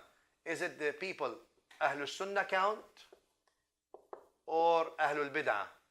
How about the mujtahideen from Ahlul Bid'ah? Does that count in the ijtihad or that does not count in the ijtihad? Al-Ghazali, for example, says no, it counts because they're mujtahideen, even though they're Ahlul Bid'ah, but they're still Ahlul Qibla, they're still Muslimin, etc., etc. So again, you'll see differences on this. Regardless, if the mujtahideen of the ummah all agree, that's an excellent definition. That's an excellent definition.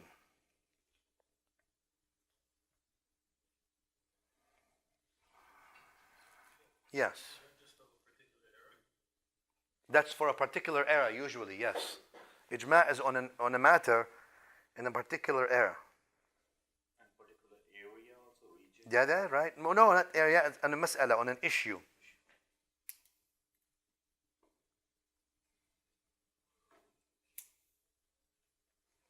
Right? Because when you talk about mujtahideen, you have to, first of all, put criteria. Who's a mujtahid? And the criteria must be agreed upon, right? And that's also different. Also, when you say ittifaq, that people have agreement or consensus, you have to put what? You have to put guidelines. What does consensus mean? What does it include? How about if some don't agree? How about if some agree, etc., etc.? So all that stuff, etc., etc. And also, it requires that, did he utter it? Was there utterance? Was it written? Was it implicit? Was it explicit? Etc., etc., etc. And that's impossible really to record back then. It's just technically impossible. Theoretically, it does not really exist. We can't really find that in a sense. All right, so,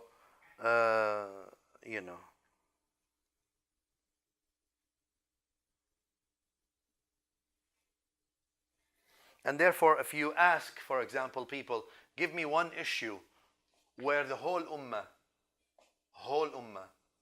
agreed, unless you start specifying, narrowing, etc. And again, all these things have no set rules and regulation. Give me one issue that was done through ijma' that does not have any essence in the book and sunnah or no asl in the book and sunnah, you won't find any. All the claims of ijma' that happened, they all have an asl in the book and the sunnah, and the Muslims did ijma' on things that came in the book and the sunnah. But again, if the definition takes place, or if it took place and it takes place, the definition is great and the definition is binding. But again, like I said, all the matters of ijma' had something that came and that had an asl that came in the book and the sunnah. And the ijma' really is all in the matters that the Muslims agreed that it exists in the Quran and it exists in the Sunnah. There's a reason for this whole issue about the ijma', because the very substantiation, the very dalil of ijma' is controversial in the sense of it's not implicit, it's not explicit, sorry. It's not explicit. Right? Surah Nisa 115, where Allah Ta'ala says, وَمَنْ يُشَاقِقِ الرَّسُولَ مِنْ بَعْدِ مَا تَبَيَّنَ وَيَتَّبِعْ غَيْرَ سَبِيلِ الْمُؤْمِنِينَ, follows other than the path of the believers. If you follow other than the path of the believers, well, the path of the believers, so, they deduced from that consensus. The believers, if they consent to something, then it becomes. Remember why I told you the Quran and Sunnah are in and of themselves, and then you have to prove that. So the very proof of ijma' then also is a matter of sort of give and take, because it's not explicit. It did not come in the Quran and Sunnah explicitly, right? For example, these two ayahs that came, or ayah في Surah Al-Baqarah 143 also, كذلك جعلناكم أمة وسطا لتكونوا شهداء على الناس ويكون الرسول عليكم شهيدا. They take from that we made you witnesses, or a standard over witnesses over people, and the Prophet is a witness over you. You are deducing. Do you see what I'm trying to say? As far as the ahadith, there are many ahadith that say, for example, لا تجتمع أمتي على ضلالة. You probably may have heard the hadith. My ummah will not gather on misguidance. The hadith is da'if, right? Etc. So you can't really build anything on it. There is no hadith that came, or etc. etc. Yani in these things. Surely, I mean, I'm not talking about now the specific details of the evidence. The definition itself, according to the usulis, is an excellent definition. We need to see when was it applied, or when did it tahaqqaq, when was it realized. And if it does, obviously, then great. All right. So, let me just tell you what sort of I think about the things that you see about ijma'. There's about two kinds of ijma' really in real life or in practical life, not more, that really exist. This is the theory. The theory is great. But when it comes to the application of it, you're going to have to go into so many different things. Not all of them agree. Most of them agree. Not all the ummah, but the mujtahideen. Not all the mujtahideen, but just this versus this. And everyone calls themselves the righteous people, and the other ones are the not righteous people. And you end up with all these sectarian claimed ijma', which, the very basis of it is still, like I said, the definition is great. When is the definition realized? And when does it become binding? All right, so, but what is ijma' then that is claimed? When you open up the books of ijma',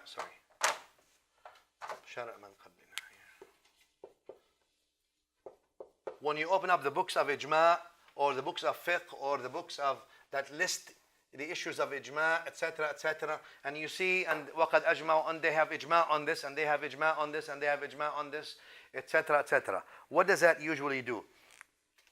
First of all, the first claim of ijma' is because there is no mukhalif.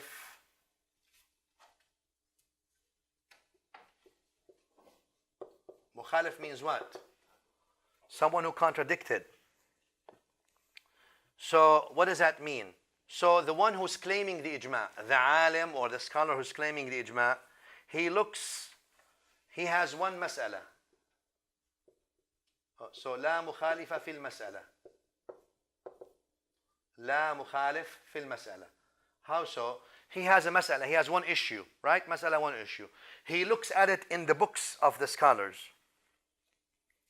So he's, let's say, Maliki or Shafi'i or Hanafi or Hanbali or so, or Zahiri or so. He looks at it, or he looks at it. Actually, Zahiris have their own things, but he looks at it throughout the whole books about this mas'ala, and he doesn't see anyone who does mukhalafa.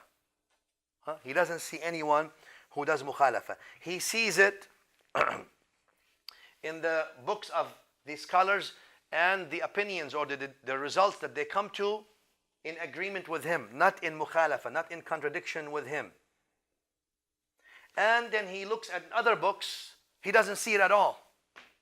So he sees it in some books, and in some books that he sees, there's muwafaqa to his opinion or his conclusion. He looks at it in other books, غير مذكورة أو غير موجودة. It doesn't exist.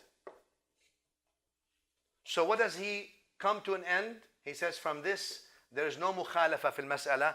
This mas'ala, no one disagreed about, and that's why there is ijma' in this mas'ala. I'm telling you practically what people do. That's not written. That's practical. Right? The written is this. This is the theory. So you go and see ijma'. You say, how did he come to this ijma'? Most of the ijma' in matters of fiqh. Matters of fiqh, most of the ijma' and matter of fiqh is like this. The faqih goes, he's looking into a mas'ala, he goes and searches what's available to him from the books or from the opinions of the scholars in the old days. He sees those who mentioned it. If it's mawjuda, there's muwafaqa. If it's ghair mawjuda, it's ghair mawjuda anyway. He says this mas'ala is a matter of ijma' amongst the Muslimin. Do we see how he results to that? All right.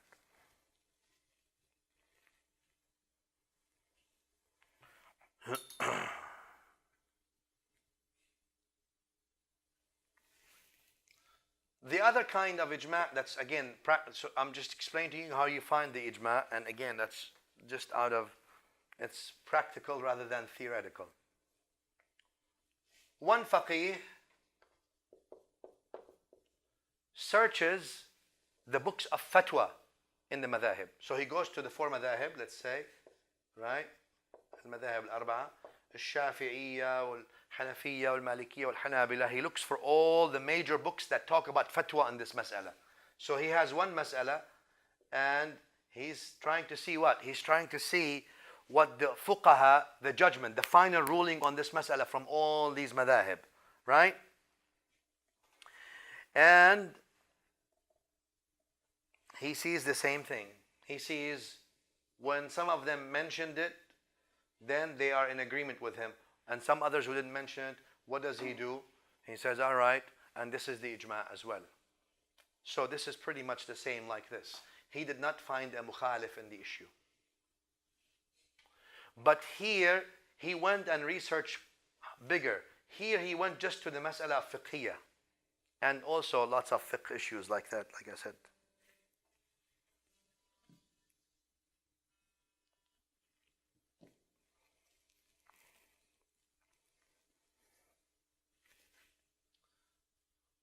The third kind of practical ijma' that you'll see in books is virtual ijma'.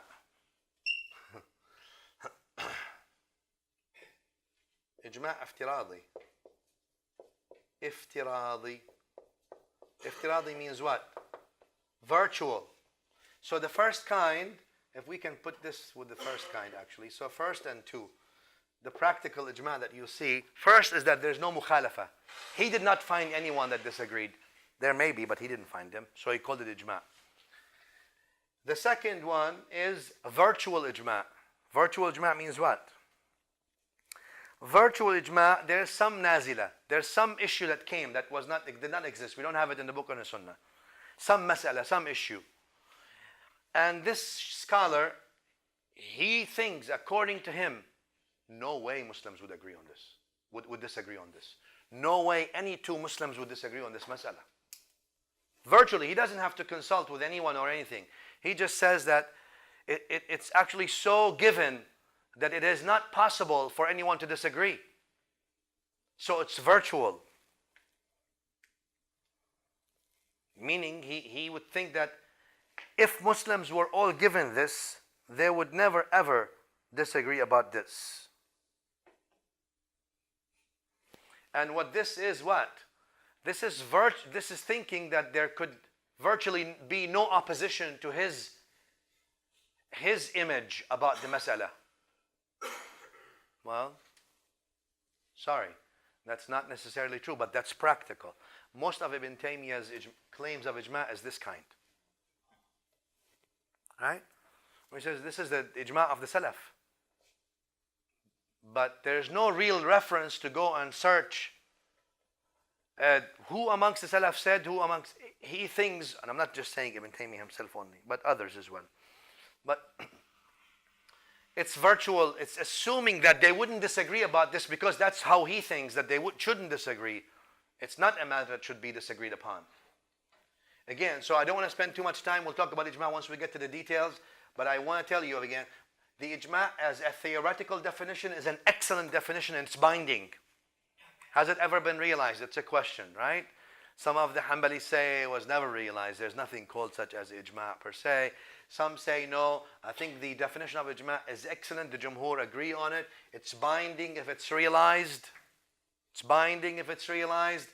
The reality is the Muslims never agreed, they never had ijma' on something that is not already a matter of the book and sunnah. It's already agreed upon in the book and the sunnah. It's already there in that sense. Number one. Number two, that the real ijma', practically speaking, when you look at the books and you try to do a research on any claim of ijma', regardless what it is, once you go into a claim, you'll find either, if it's a valid claim, there are lots of da'wah of ijma', claims of ijma' that you don't need, there's no need to bother even with them.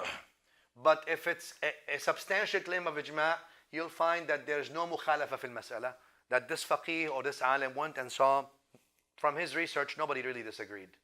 Or it's a virtual assumption of agreement. And most of the fiqh issues from that, when you see this ijma, is because of the research, and that's what they found. All right. Good. I don't think I want to do more in ijma, because otherwise will take a long time.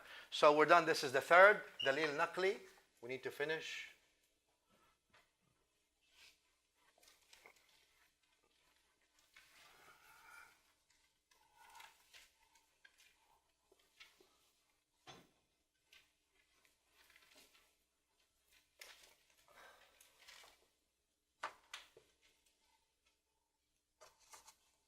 Okay, السنة الشريفة المطهرة الإجماع. All right. And then we come to قول الصحابي. الصحابي is one, obviously, look, I don't want to go into the sort of the usuli definitions and all that, because we already agree. Ahl Sunnah settled on what the meaning of the definition of the Sahabi. So there was some disagreement in the early days on what constitutes Sahabi, such as things were attributed that someone must have accompanied the Prophet ﷺ for 1 or 2 years, and then غزا معه, went with him to 1 or 2 ghazwas, etc., etc. Or man sahibahu, or someone that says, oh, we have longer, etc. Eventually, Ahl Sunnah settled on what? People who met the Prophet ﷺ or were met by the Prophet ﷺ, meaning have seen the Prophet ﷺ or were seen by the Prophet ﷺ, because they couldn't see him, they were babies or they were blind or whatever. Do we understand each other? And died on the state of Islam, even if it was interrupted by ridda, by kufr or blasphemy. All right. So that's what the Sahabi. How many Sahabas we disagree? How many Sahabas? Some people say 60,000. Some people say more common is 114,000. Ibn Abi Zur'a or others, they say 114,000 Sahabis. It's all estimation. If you say even 60,000, from those 60,000, we don't have, on the absolute vast majority, we don't even have a name. But that's what? That's because of the people who were in Hajjatul Wada, right? In the final pilgrims, how many, you estimate how many people are there? Oh, there's about 50,000, there's about 60,000, there's about, etc. And it's sort of, so it's just it's an estimation. Some people go to say 140,000 Sahabis. So, all right, so, you'll find that. But anyway, I think as long as we agree on the definition, may Allah be pleased with all of them. All right, very nice. So, qawl al-sahabi, what the sahabi says, has few things. Again, what the sahabi says.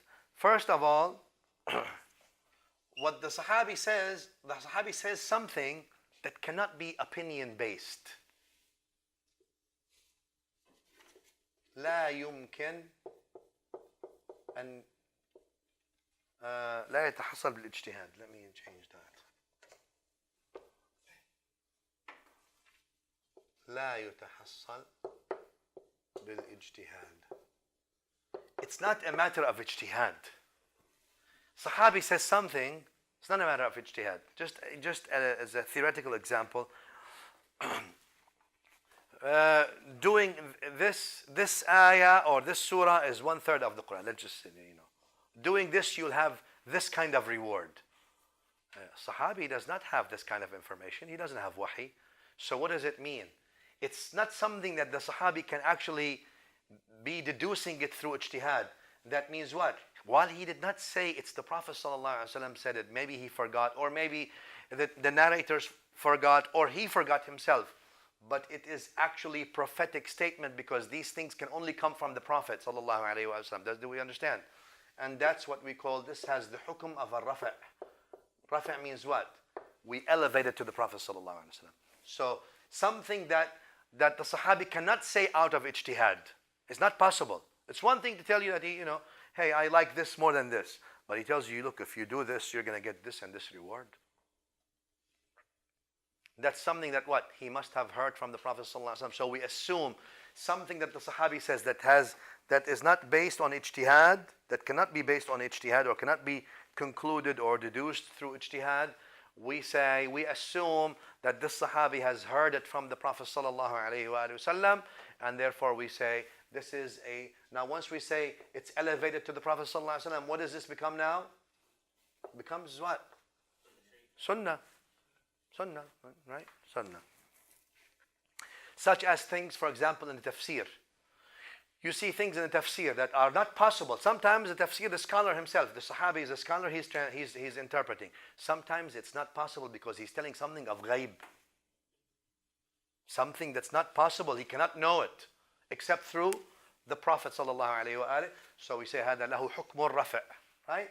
له حكم الرفع. This hadith is actually marfu', is elevated, ascribed to the Prophet sallallahu alaihi wasallam, and therefore once we say it's to the Prophet sallallahu alaihi wasallam, we say what?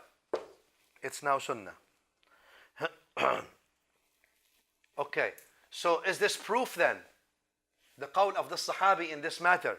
Yeah, of course. Because why? Well, eventually it's sunnah, so it's proof. Right? Because is this hujjah? Yes. Is the Quran hujjah? Yes. Is this here hujjah? Yes. Of course. Because the Sahabi is not doing ijtihad here. He is relaying. He's transmitting. Right. So the qawl of the Sahabi here, if all the Sahaba agreed, موافقة الصحابة صراحة, explicit agreement of the Sahaba. That means what now? It becomes what? This Sahabi said it, and what? And it was spread out. It was spread out amongst the Sahaba, and the Sahaba agreed on the mas'ala. Ahsan. It goes to where? Ijma'. Is it proof? Yes. Right? Proof. It's evidence. Why? He's actually telling you, not only my opinion, but look, all the Sahaba agree. This becomes now ijma'. This becomes, look at the qawl of the Sahabi, maybe actually sunnah. Maybe ijma'. Alright? Are we on the same page? This hujjah, obviously. Proof.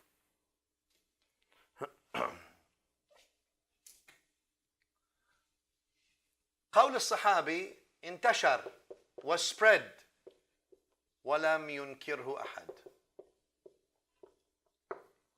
Was spread, but no one disagreed with it explicitly. Here it was spread. Let me change it so we can be consistent with the wording. This qawl of the Sahabi here, انتشر, the qawl, ووافقه الصحابة, and the Sahaba radiallahu anhum agreed. That's ijma', right? Here this qawl of the Sahabi was spread amongst the Sahaba, but no one said I agree with him,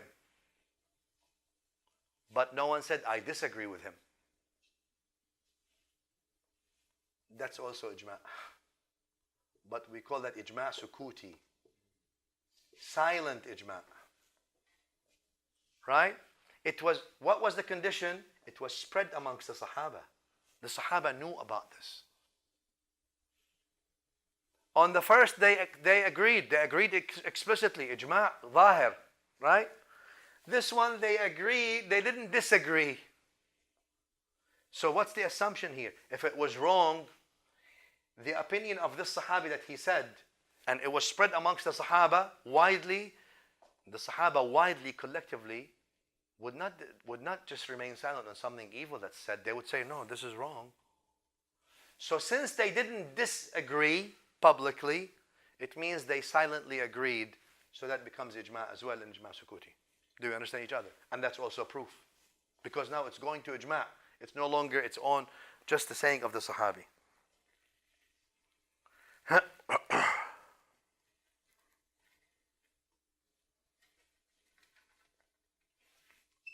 All right.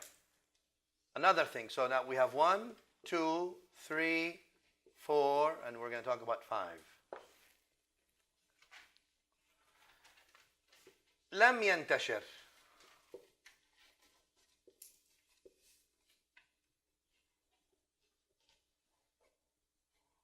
ولم يخالفه أحد. أو ولم يعلم له مخالف.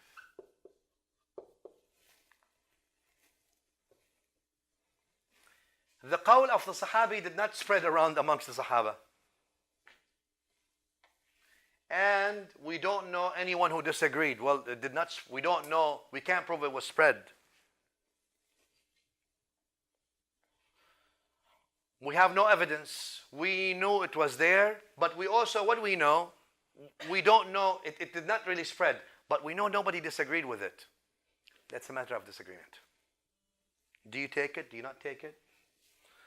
And many of the scholars say that's hujjah, because they sort of take it, even though, it was not spread, but there's no one who disagreed, so maybe it can follow number 3. Yeah? But it's disagreed upon. قول الصحابي in khulif. If he was disagreed by other sahabis. So one sahabi said, another sahabi said. Not proof. ليس بحجة.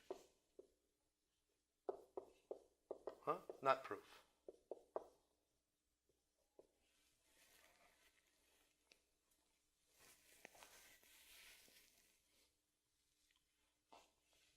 Do we understand how all these things fall? So it's important, again, this is just to have a tree. We'll talk about examples or so. We'll try to go deeper in the next time. But I think it's very important for us to understand how we can take these things. All right? So, either something that the Sahabi said that cannot be said through ijtihad, that's proof, because that's rafi', that's marfu' to the Prophet ﷺ. Number 2, what the Sahabi said was spread amongst the Sahaba, and the Sahaba explicitly, sarahatan, explicitly agreed with him. Oh, that's ijma' of the Sahaba, and that's also proof binding. No, the opinion of the Sahabi was spread, but nobody disagreed with it. Nobody said, I agree with it explicitly, but nobody disagreed with it explicitly either. That is called ijma' sukuti. The last 2 are the ones that people disagree, or the scholars disagree about. It was not spread. What the qawl of the Sahabi happened, it was not spread. And we don't know anyone who disagreed. So that's the thing. It wasn't spread, but nobody disagreed. So, many of the scholars say it is actually hujjah. And some say it's not. The qawl of the Sahabi, he said it, but you know what? Some other Sahaba disagreed with him. It's not hujjah. It's his opinion. Does that make a difference? Okay, good. So are we done with that? Okay. So if you have that overall view of the waraqat or of the usul, I think you can sort of you navigate. It's sort of like a map. You need to have a map of all these things. All right, so we come to the Sharh of the people before us. The Yahud, the Nasara, Jews, Christians, etc., right? The people who were before us. There's also a few things here in this. Number 1, that which was Sharh for them and Sharh for us.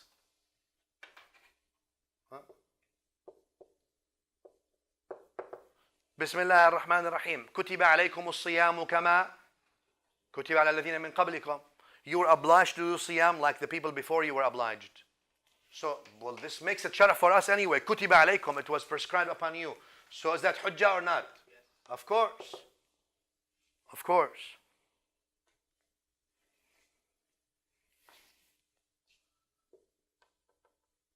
ليس بشرع لنا.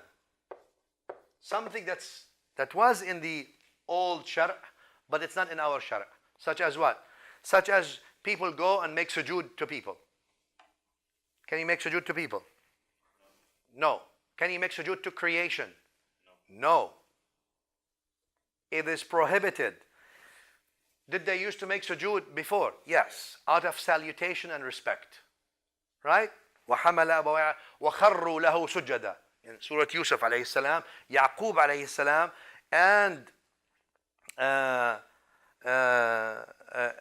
the family of Yaqub, they all went into sujood of salutation to Yusuf alayhi salatu wasalam. That's a question now. If someone does sujood to a creation, is that kufr? Obviously not kufr. Do Anbiya do kufr anyway? Absolutely not. It's what? It was permissible, it's no longer permissible. But is it kufr? No. Why? He's not doing sujood to him because he's worshipping him. He's doing sujood to him why? Ta'zeem, respect, out of respecting him.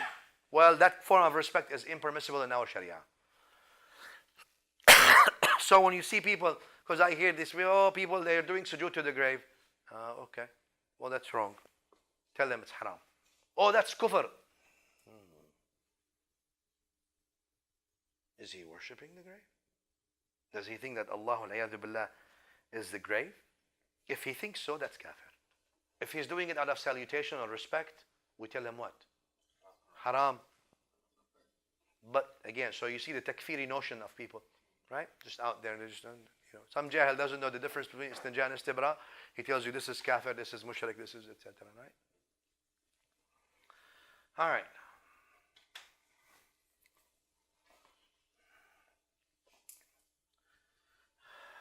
Okay. So that's not. Then something that came from their masadir. Something that came from them. Right? They say you do this, you don't do this, etc. Well, it's not obligatory upon us to follow. All right? Are we all right with that? That's quick. With that, then, okay. Let's do the istihsan. So we're done with this now, right? So we're done with the dalil aqli. Okay, good. Or naqli afwan.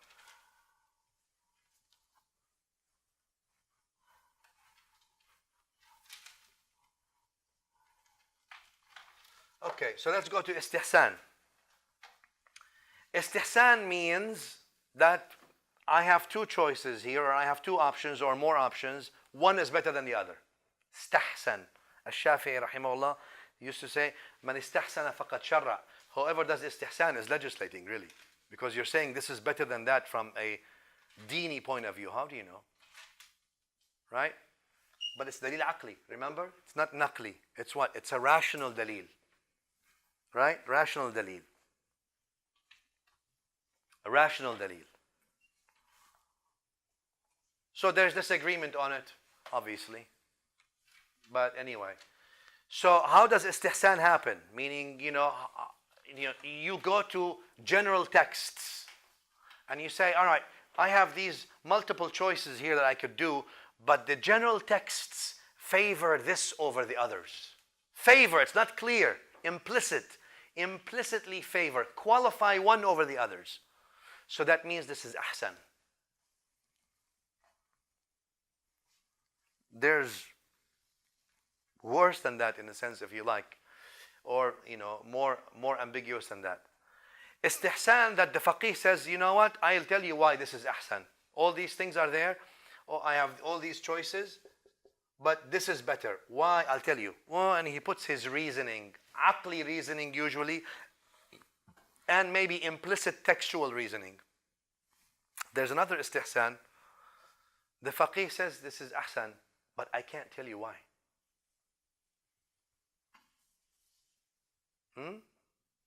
I can't explain why, but because of my expertise or istiqra, comprehensive reading of the Sharia and its dala'il, all I can tell you is this is better. I can't really explain to you why. Do we understand each other? So will the scholars disagree on these things? Sure. Why? It's dalil aqli. It's rational dalil, subjective. Yes, but it's amongst the things that are out there. So I'm telling you that so you understand. So sometimes the faqih brings you what? Says, all right, this is ahsan, and the reason for that is because this dalil it's general, but there's a notion, there's implicit notion mentioned like this, you can deduce from this possibly. So he tries to qualify it from general implicit evidence. So therefore he says, I favor this one over the rest. In some cases, he says his own. I'll tell you, it's not about the dalil that's aqli or that's naqli, but 1, 2, 3, this is my reasoning for why this is ahsan. Sometimes the faqih tells you, I think this is ahsan and I can't explain it. I don't know why. I have a feeling because of my expertise. Right? You don't want to discount that entirely, especially not with people who read 5 books in 3 years. but people who have spent their lives in fiqh, such as Imam Abu Hanifa rahimahullah, and the like, these people. Sure, sure. This is in the books of fiqh. Because the first kind of istihsan, yani meaning that you favor one because of dalil. There is dalil, whether aqli or naqli. That kind of istihsan is sort of not disagreed by any. You're saying this is better because 1, 2, 3, what Allah said, what Rasulullah sallallahu alaihi wasallam said, or ijma', qawl sahabi, shar'a man qablina. You're bringing these things, or you're bringing dalil aqli, etc., etc. No, that's you're bringing evidence at least to the table. All right, so that's mostly not disagreed upon. But the other istihsan is that where the mujtahid says, based on my rational reasoning, this is why this is ahsan. My own rational reasoning. Dalil aqli. My dalil aqli. The other kind of ihsan is what? Istihsan, afwan, not ihsan. Istihsan is the mujtahid tells you, I have dalil aqli. It's in my head. I can't really articulate it. I can't tell you why. Sorry. But this is ahsan. That's obviously issues where a lot of people disagree. Anyway, even the aqli one is disagreed upon, meaning what the mujtahid says, it's based on my rational understanding, this is how it is disagreed. Laysa bihujjah, it's not hujjah. And this is also not hujjah. Only one that's hujjah and istihsan or can be used as hujjah is where you have evidence that you bring. All right?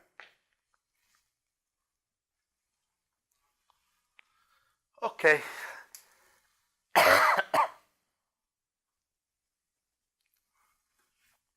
Let's go to istishab. Istishab is to have what? Is to accompany something, right? Suhba of something. What do you have istishab? Let me give you the fiqhi maxim, right? Al-aslu fil ashya'i al-ibaha. You should memorize it. Let me qualify it. ما لم يرد. Let me qualify it. ما لم يرد نص بتخصيصها.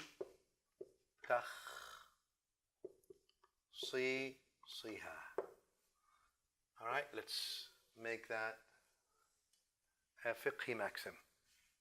Al-asl means what? The foundation, the origin in everything, in ashya, plural of shay, in everything is what? Ibaha, permissibility. As long as there's no nas that came bitakhsis. Takhsis means what? To qualify or to specify. So you don't have to go and prove, say, you know what? This macadamia is halal, this is halal, and this also, this kinds of nuts is halal, broccoli is halal, this is halal. Al-asl in everything is what? Halal, ibaha. As long as what? No nas came to specify the halal. Everything in the bahar, in the ocean is halal except this. Right? Alright, so if it specifies it, that's how. So you're talking about what? We're talking about something called Al-Bara'atul Asliyah,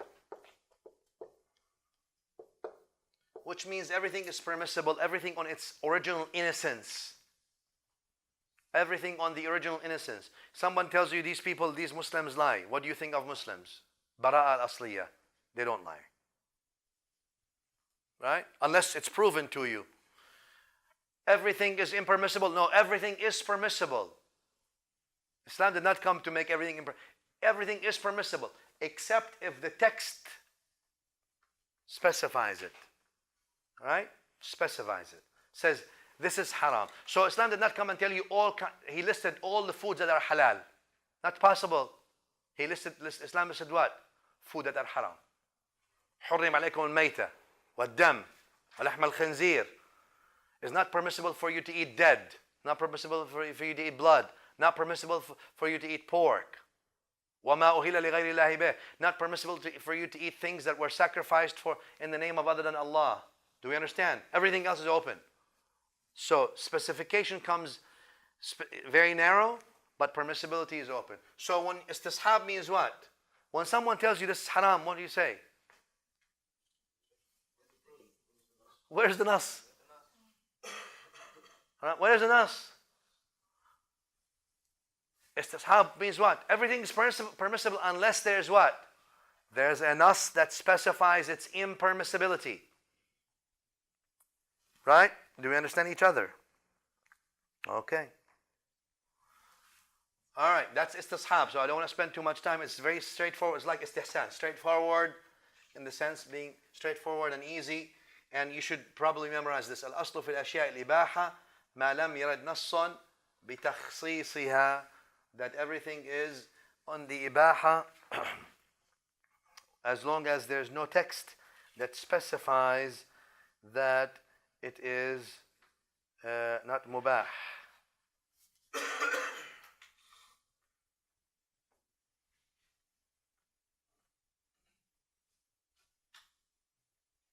Right? So Al-Quran Al-Kareem says many things, like Allah subhanahu wa ta'ala says, you know, يريد الله أن يخفف عنكم يريد الله بكم اليسر ولا يريد بكم العسر, etc. of the ayahs. Okay. I don't want to go into too many examples, otherwise we won't finish today.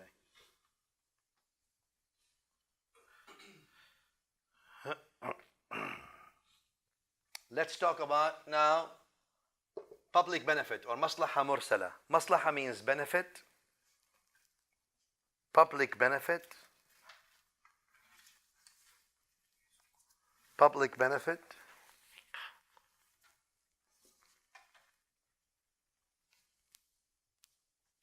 All right.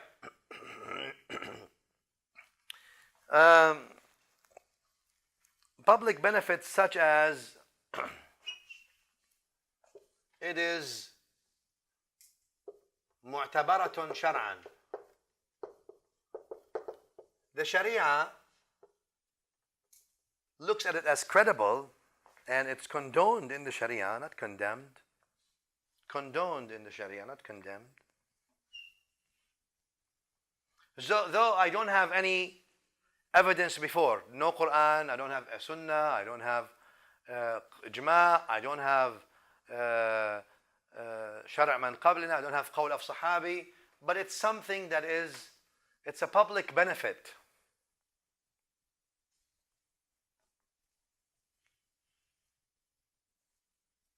And we'll talk about that next time when we talk about the bid'ah, because some people actually think the maslaha mursala is part of the bid'ah. Because there's no sanctioning text.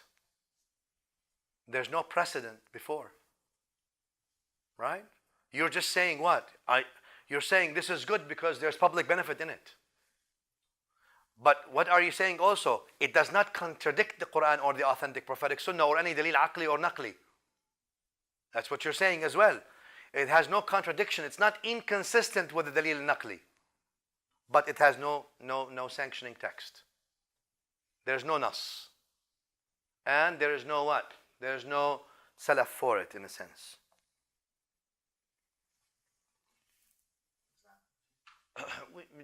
Once we open for examples, it becomes a long story. Lots of examples. Lots of examples.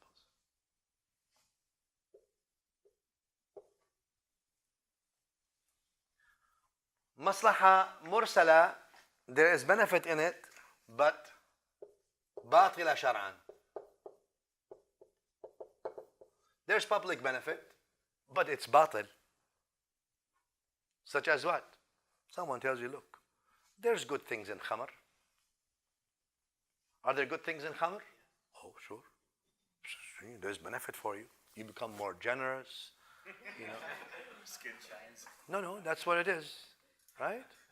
When the Quran says, وَإِثْمُهُمَا أَكْبَرُ مِن نَفْعِهِمَا, there is nafi', there's benefit. Nafi' means become generous. Otherwise, people are like this. When he drinks, he says, take, it's okay. I don't care. Well, otherwise, you have to bring a crane to get his fingers away from the money. Pull, serious crane. He says, because that makes you generous, there's maslaha mursala. We say this maslaha is batila shar'an. There's maslaha, we're not saying there isn't. But this maslaha is not mu'tabara. It's batila. It's invalid. While we're saying there is a benefit, but we're saying there's a tahrim. So from a rational point of view, it has benefit. From a textual point of view, it's prohibited. Hence, it's invalid.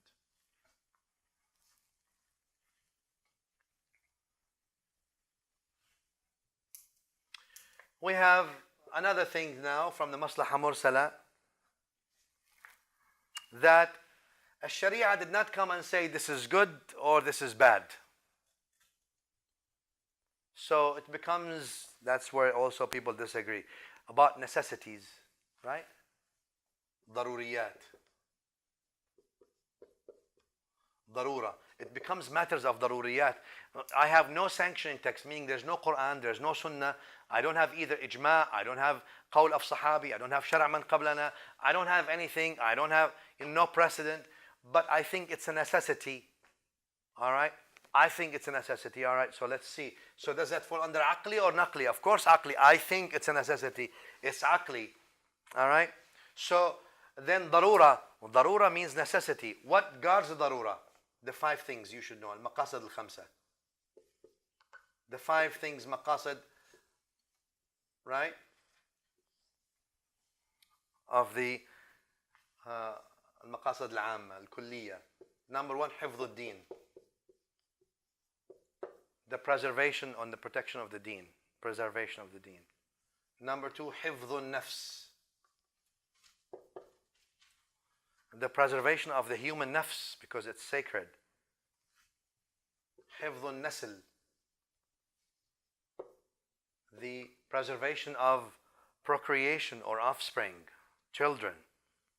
Number 4, Hifdh-ul-aql. Preservation of the intellect. Number 5, Hifdh-ul-mal.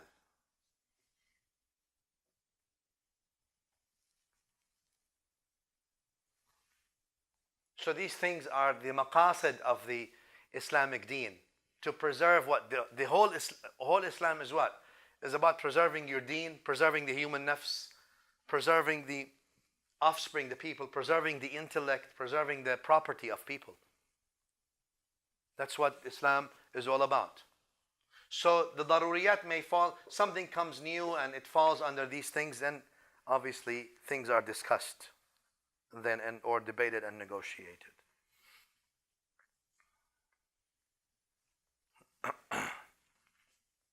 All right, deen, nafs, nasl, aql, mal.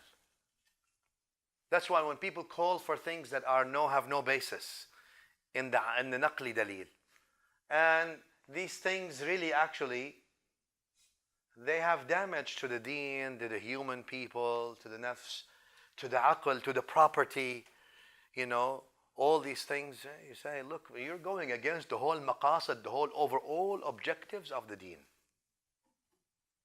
Because what we do in the deen should not be contradicting the preservation of the deen, the faith of people, the human beings, regardless what human beings, whether they believe or don't believe, all human beings, the offspring of people, the intellect, the aql, and the property and money of people should not actually go in contradiction to any of that. All right.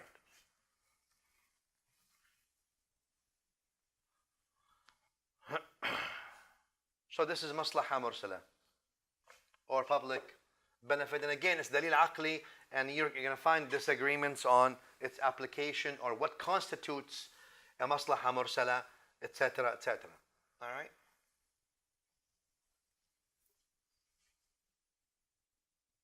The last one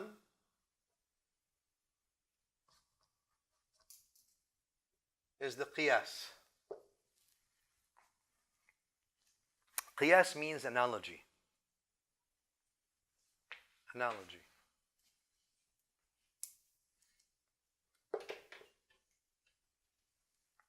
Qiyas means analogy.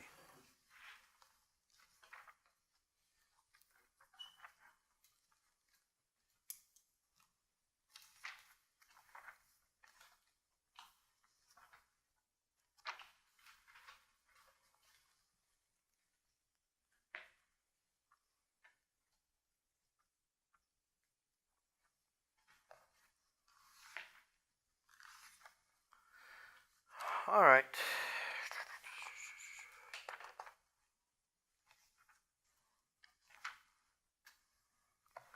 القياس is رد الفرع إلى الأصل في الحكم بعلة جامعة. رد الفعل عفوا رد الفرع إلى الأصل. رد الفرع إلى الأصل في الحكم. Why؟ لعلة جامعة أو بعلة جامعة. فرع means what? Remember what we said at the beginning? فرع means what? Something that's built on an asl. So رد الفرع, putting the فرع, putting it back at the asl in substantiating a hukum ruling لعلة. Why? For a reason جامعة that brings them together, for one common thing. So what am I talking about here?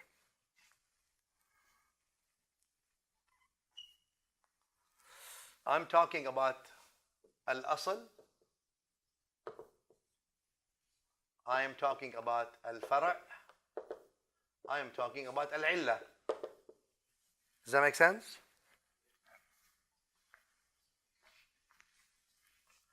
Al-asl is ثابت صحيح. Means it exists. Let me give you, for example, al-khamr from the grapes. Is it haram? Asl, yes, of course it is haram. Do I need to have qiyas to tell you that khamr is haram? It's haram by nas. Yes? Okay.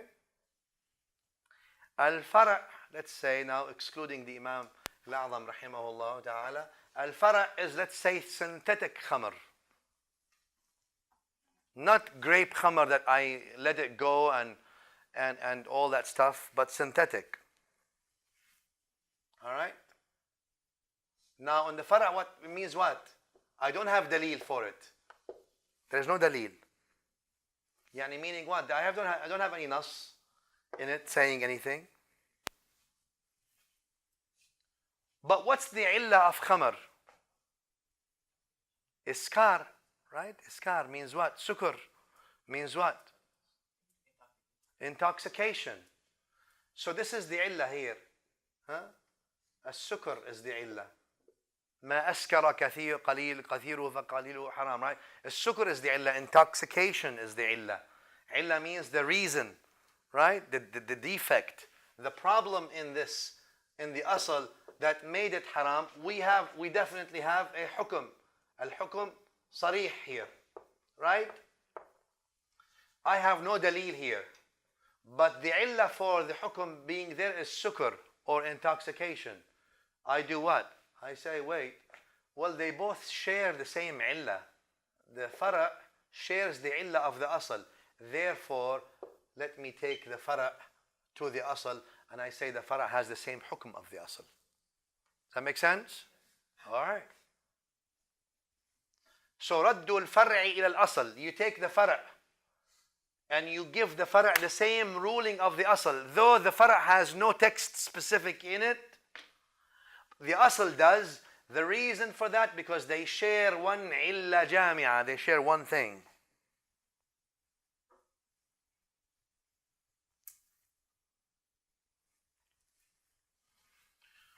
The illa obviously should not be invalidating the asl. The illa should be muta'addiya, la tukhalif nas, etc. We'll talk about that inshallah when we talk more details. But I think if you know this should be good. At least you have an understanding, basic understanding of it. All right. So you have basically a template. The asl is like the template, measuring. And the asl is existing for sure, and the hukum is clear. The ruling is clear with it because of a nas. The fara' is the ambiguous one. You're trying to make them the same. Al-qiyas, obviously, in the language, linguistically speaking, means tashbih. Qiyas in the Arabic language means shabbaha shay'an bi shay'. right? Means to liken something to something. That's what qiyas means, right? And that's why in the aqidah as well, tashbih is what? Qiyasul khaliq ala al-makhluq, right? What tashbih is. Al-mushabbiha, they do what? They measure Allah, or they attribute to Allah that which the creation has. So they're doing qiyas. He tells you not possible. Why not possible? Because that's, to him, it's not possible because he cannot envision makhluk without that. So he thinks the khaliq is like the makhluk, hence. Do we understand each other? All right. So what brings both al-fara' and the asl? Al-illatu al-jami'ah. Al-illatu al-jami'ah. From the illah jami'ah, we have three kinds of qiyas. Right? Three kinds of qiyas.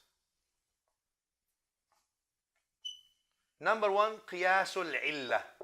The first kind of qiyas, qiyasul illah. Qiyas of illah. Illah means what again? Reason. Reason. Huh? I said what here? The synthetic is haram because of what? According to the Jumhur. Because of what? Because the illah in the tahrim of the khamr is the intoxication. Since this is qiyas of illah. By definition, it's also haram. Huh? Now you can bring other things as well, same. All right. Qiyasul illah is the first. Let's talk about qiyasul dalala.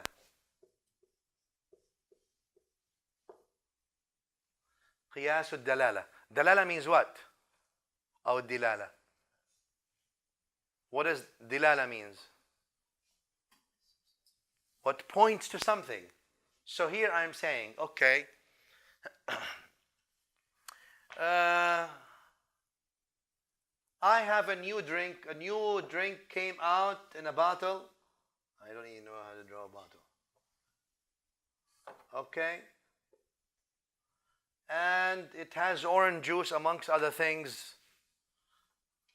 And I say, okay, great. Had orange juice. And you call it modka, let's say.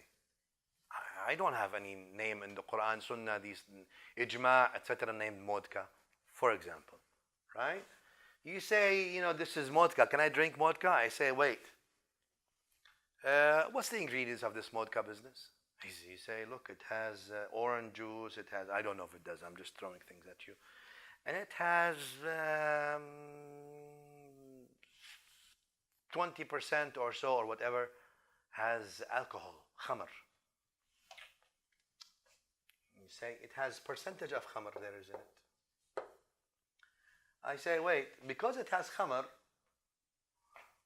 the khamr is haram, so I'm not telling you, now this qiyas is not telling you it is haram because it's intoxicating. It's haram because of what? Yeah, the same asl, it's dilala. You're telling me this has a name, it's called ethyl alcohol, but really ethyl alcohol giving you dilala on what? It is actually what? It's khamr. So what I'm telling you, the dalil, I don't care what you want to call it, but the dalil is this is haram based on qiyas dalala because it's khamr. It's not the illah. I'm not talking about it's haram because it intoxicates. That's the qiyas of illah. Do you understand each other? Qiyas of illah, it's haram because it intoxicates. I don't care what you call it. Here, dilala, I'm telling you what? It's khamr, it's haram because of its khamr. All right.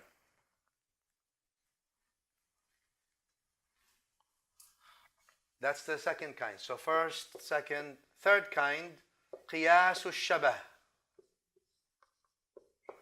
Shabah means what? Similarity. So people used to do riba bil-bar, wheat. Wheat.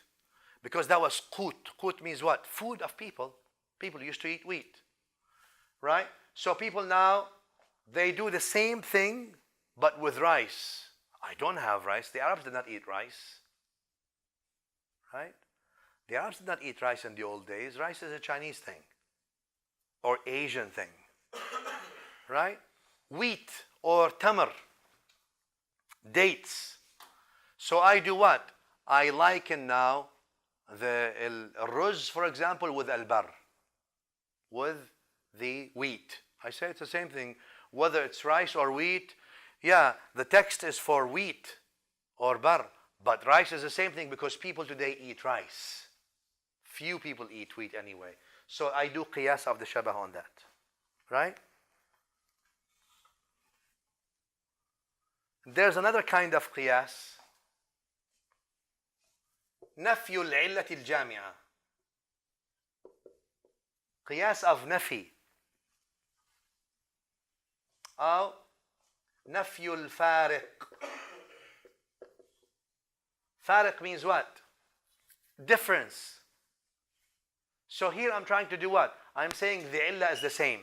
The dalala is the same. Similarity of the matter is the same. Both of them are food. Here I'm saying what? There's no difference. I'm not going to even bother and tell you what is the same. There is really no difference in this qiyas. How so? So someone tells, Al-Quran Al-Kareem tells you what? Bismillah ar-Rahman ar-Rahim. وَلَا تَقُلْ لَهُمَا أُفًّا. Don't tell your parents uff. Right? Clear, text, nas. You say uff, haram, sinful. Someone says, two. He's not saying uff. He's just saying, whoa. He's not saying uff. He's saying what? Whoa. Someone tells me, what is this? Haram, why? Qiyas nafi al-fariq, why? There's really no difference. I don't need to bother telling you about the illah or the dilala or the shabah. There's no, this qiyas is qiyas nafi al-fariq. There's virtually no difference between uff and whoa in that sense. Do we understand each other? That's the fourth kind of qiyas. So here, in this qiyas, here you look for illa jami'a. Jami'a means something in common. Here you look for commonalities, whether it's illa, dalala, or shabah. Means something that it has in common with the asl. Here you're saying, look, the fara' is no different from the asl. I don't even need to look for any commonality. It's the same thing. Forget about it. Does that make sense? All right.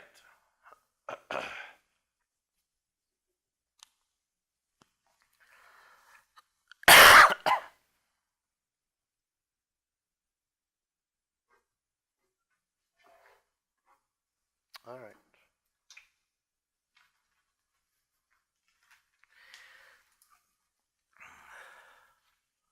Let's talk about the illah real quick so we can finish that stuff.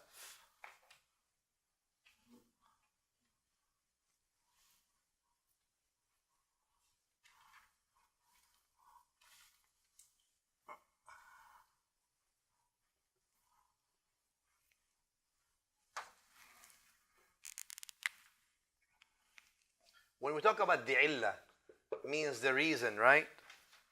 The illah could be nassiyah or nas mansusun alayha. The illah came in a text. Allah told you about the illah.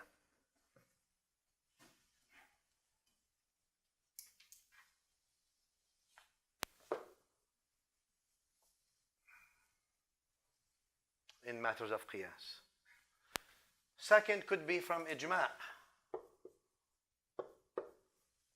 There's ijma' that says, here's the illah.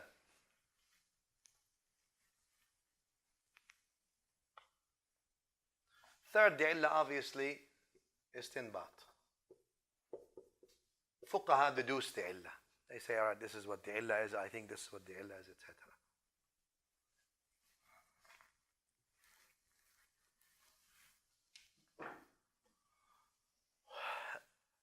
Obviously, when the illah is in the nas and the text, don't do this because this.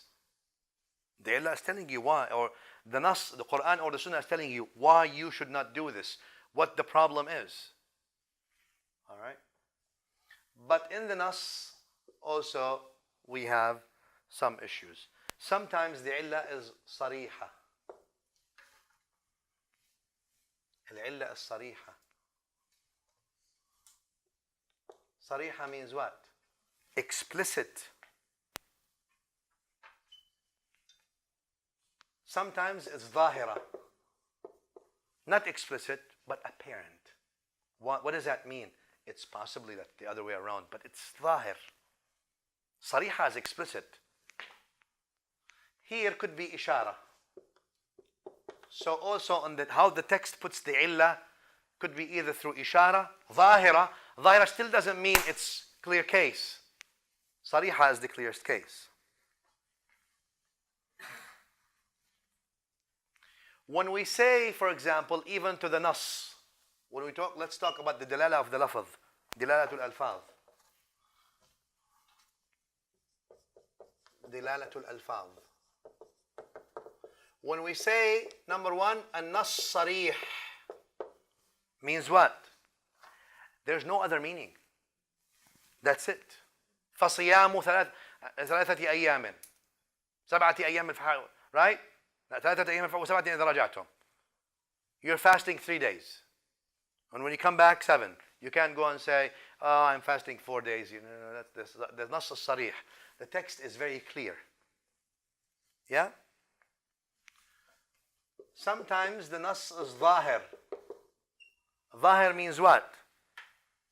There's more than one meaning, but there's one that's more apparent than others. But it's not sarih. So the reason I'm telling you these things, again, the usulis put that here is because what? You need to understand the language of the scholars. Someone who's layman may think what? Oh, sarih and zahir is the same thing. Yeah, I know. No, it's used differently. Sarih means there's no other meaning that's possible. Zahir means what? There are multiple meanings, but one is more probable, one is more apparent.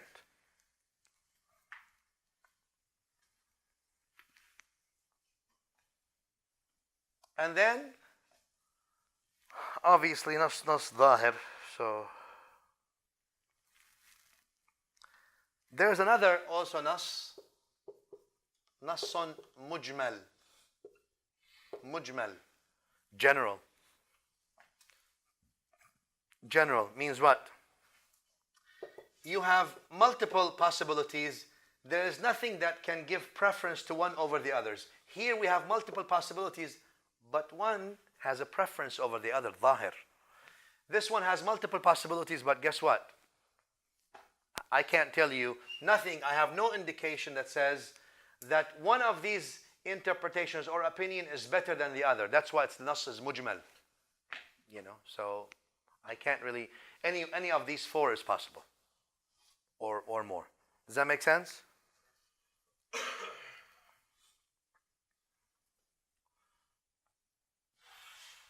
So that's based on what the dalil is, rajih or marjuh. Is the dalil weighing, overweighing, or is it not? Because we're talking about the dilala now, right?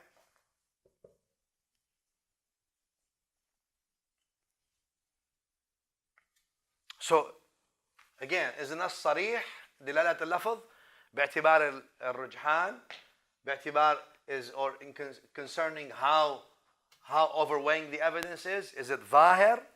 Is it mujmal?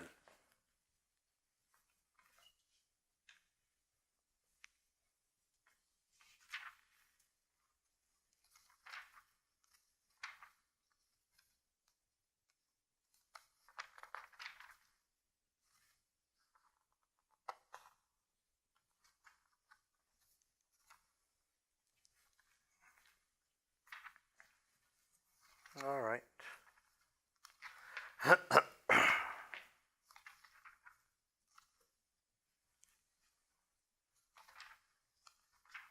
Remember, I don't want to go back to the. That's good. That's good. All right. So we're saying with al-zahir, we're saying what with al-zahir? We're saying with al-zahir there is multiple possibilities, but one is more apparent than the other, or more probable than the other. And nas sarih, there's no argument about it. It's clear. This is there's argument about, so we don't have to worry about it. Let's look at this one, nas al-zahir.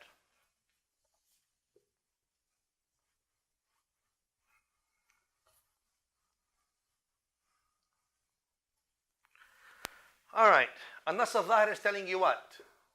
Either amr, or nahi. Amr, nahi.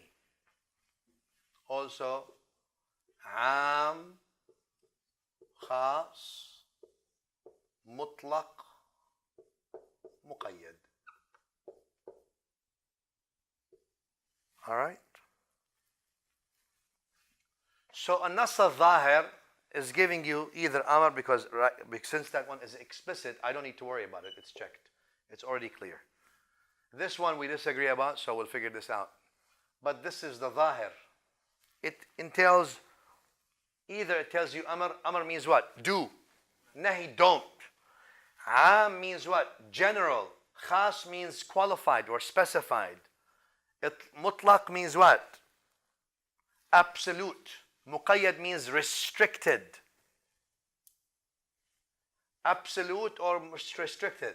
So once you see an nas zahir, it could be am but khas. Am makhsus. Or it could be khas.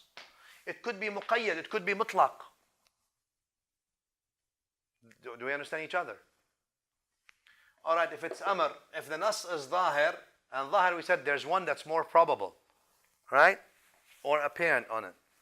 So if it's amr, what does that amr become? Wajib or mandub? Wajib. Wajib. It's amr, it's commanding you. When does it become wajib? Immediately. Immediately. Once the amr comes, the nas is zahir, you're saying it's not sarih still. It's more probable. That's good. So, wajib al-fi'l.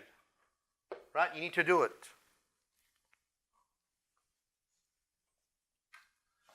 What else?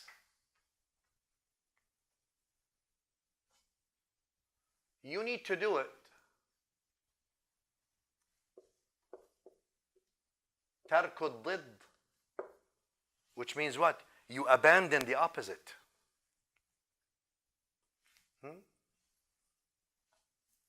You abandon the opposite. You do it, and it means also abandoning its opposite. Does that make sense? All right.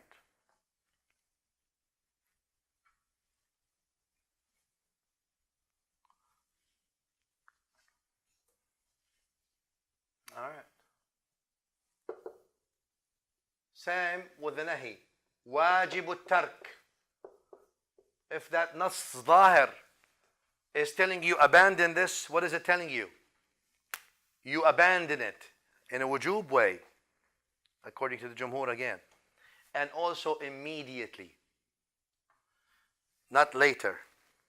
Immediately. And also what? You do the opposite. فعل الضد.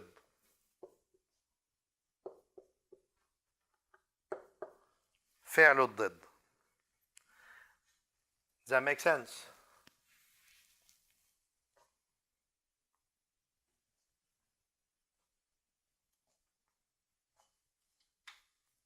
All this, we're talking about the dilala here. Right? The dilala. Or ad-dalala. Okay. Am khas. Am means general. Khas is specific. Mutlaq means absolute. Muqayyad means restricted. That's also the dilala. Is the dilala of the lafaz. Is the wording here am or khas? Right? So, for example, when Allah subhanahu wa ta'ala says, when he talks about the wind that he sent to the people in the old days of Ad and Thamud and etc., he tells them what? تُدَمِّرُ كُلَّ شَيْءٍ. It destroys, we sent them wind, تُدَمِّرُ كُلَّ شَيْءٍ. It destroys everything. Right? I don't want to go now in the two specifics. كُلَّ شَيْء means everything. Did that wind really destroy everything? I mean, did it destroy the moon, for example? Is the moon a thing? Yes. Did it destroy the moon? Probably not. Did it destroy the sun? Because the sun is a thing also. No. Let me go even on earth. Did it destroy everything on earth? No. Probably what? It destroyed everything around them. Their world. Not everything.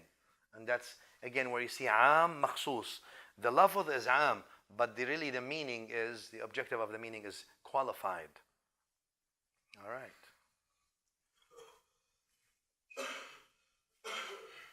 So the nahi is tahrim again here. And if it's tahrim, it's ordering you what? It's ordering you to do the opposite. It's amr, it's ordering you to do the opposite, etc., etc.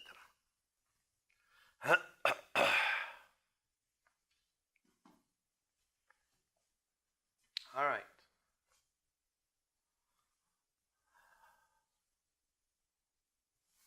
Let's go to the. So again, the text may be subject to being am or khas, mutlaq or muqayyad.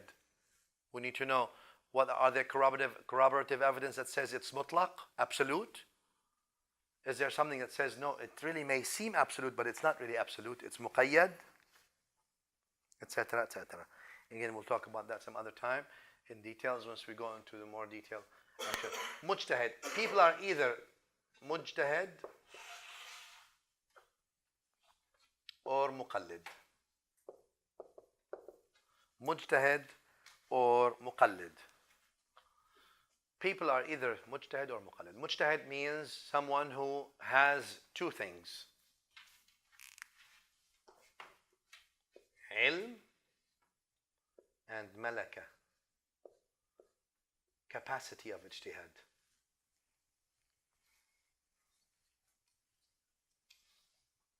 The ilm of ijtihad, malaka, owning the matters of ijtihad. All right, ilm we understand, which means what? Not that you know a couple of booklets or you studied 20 years or so. Ilm, verifiable knowledge in the ulum and in a comprehensive way, meaning you know the dalil. Obviously, in order for you to do ijtihad, you have to know the adillah, right? You have to know the adillah entirely. You just don't know one dalil and you don't miss the other dalil. You know, you have comprehensive knowledge. Yani such as Imam Abu Hanifa, Shafi'i, وأحمد ومالك والثوري وأبي ثور ابن أبي ليلى الطبري البخاري etc. Like these kind of people.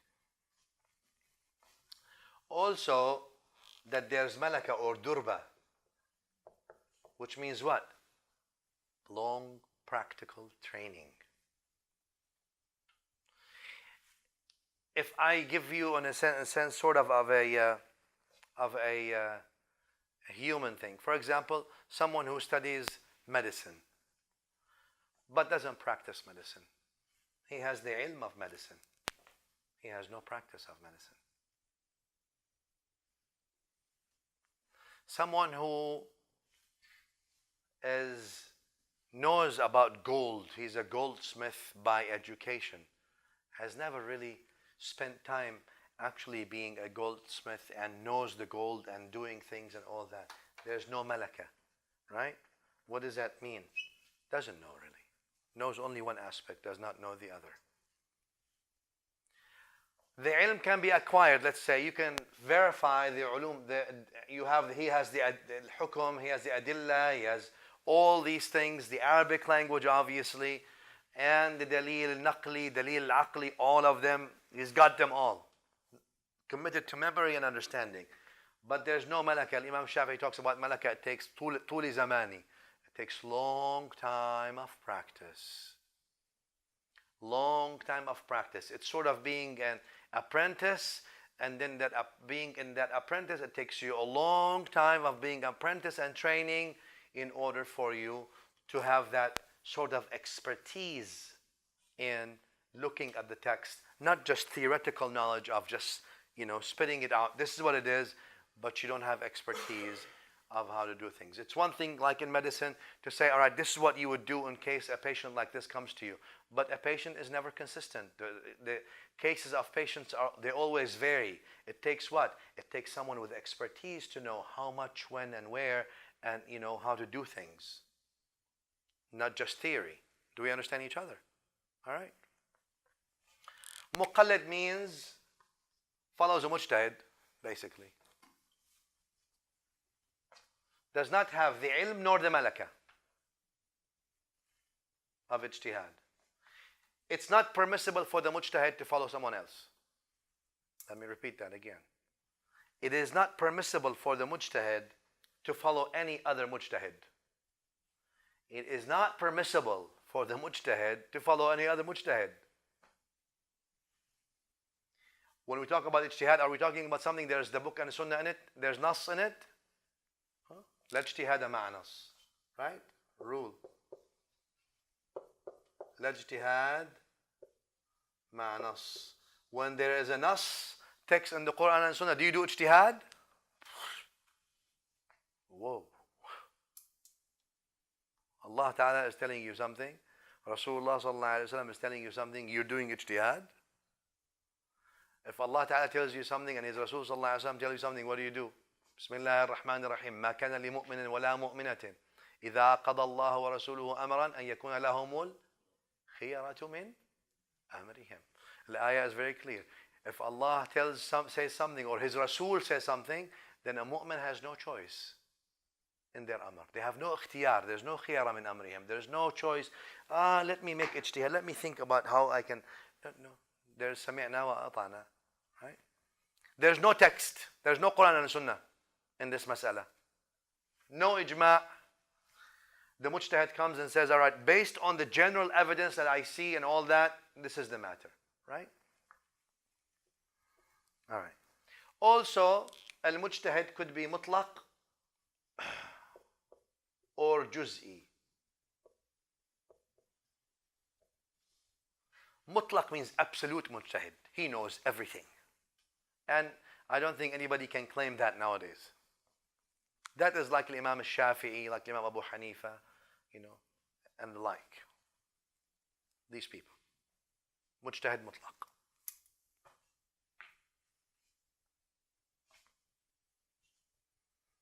Right?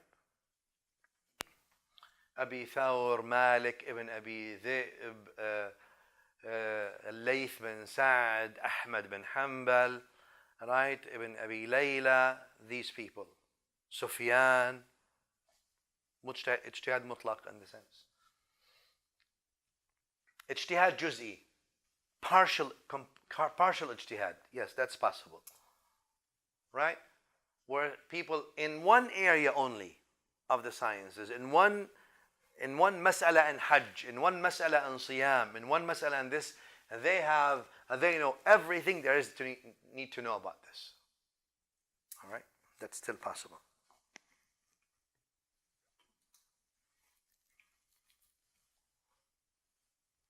We're not saying that ijtihad is closed. We're saying it's just the ilm al-malaka. Get the ilm and the malaka. It's there. Right? Al-Imam al-Suyuti, Ibn Abi Shama, others, they actually have a book, Imam Suyuti, saying that, basically titling the book that ijtihad is fard in every era. But obviously, we're in the taqleed. I mean, everybody's in the taqleed. Mostly. Okay. I think with this, we have finished the 4 aqtab of the ilm of usul. And with this, I think you have now an overview of the 3 of the ilm of usul. If you understand this, I know that doesn't suffice in just a couple of hours to go over the entire ilm of usul, but this is really the entire ilm of usul in a very brief sort of pointing to every little one. All right, so why don't we take what do we have? What time is it now? طيب صلى الله على سيدنا محمد وآله والحمد لله رب العالمين.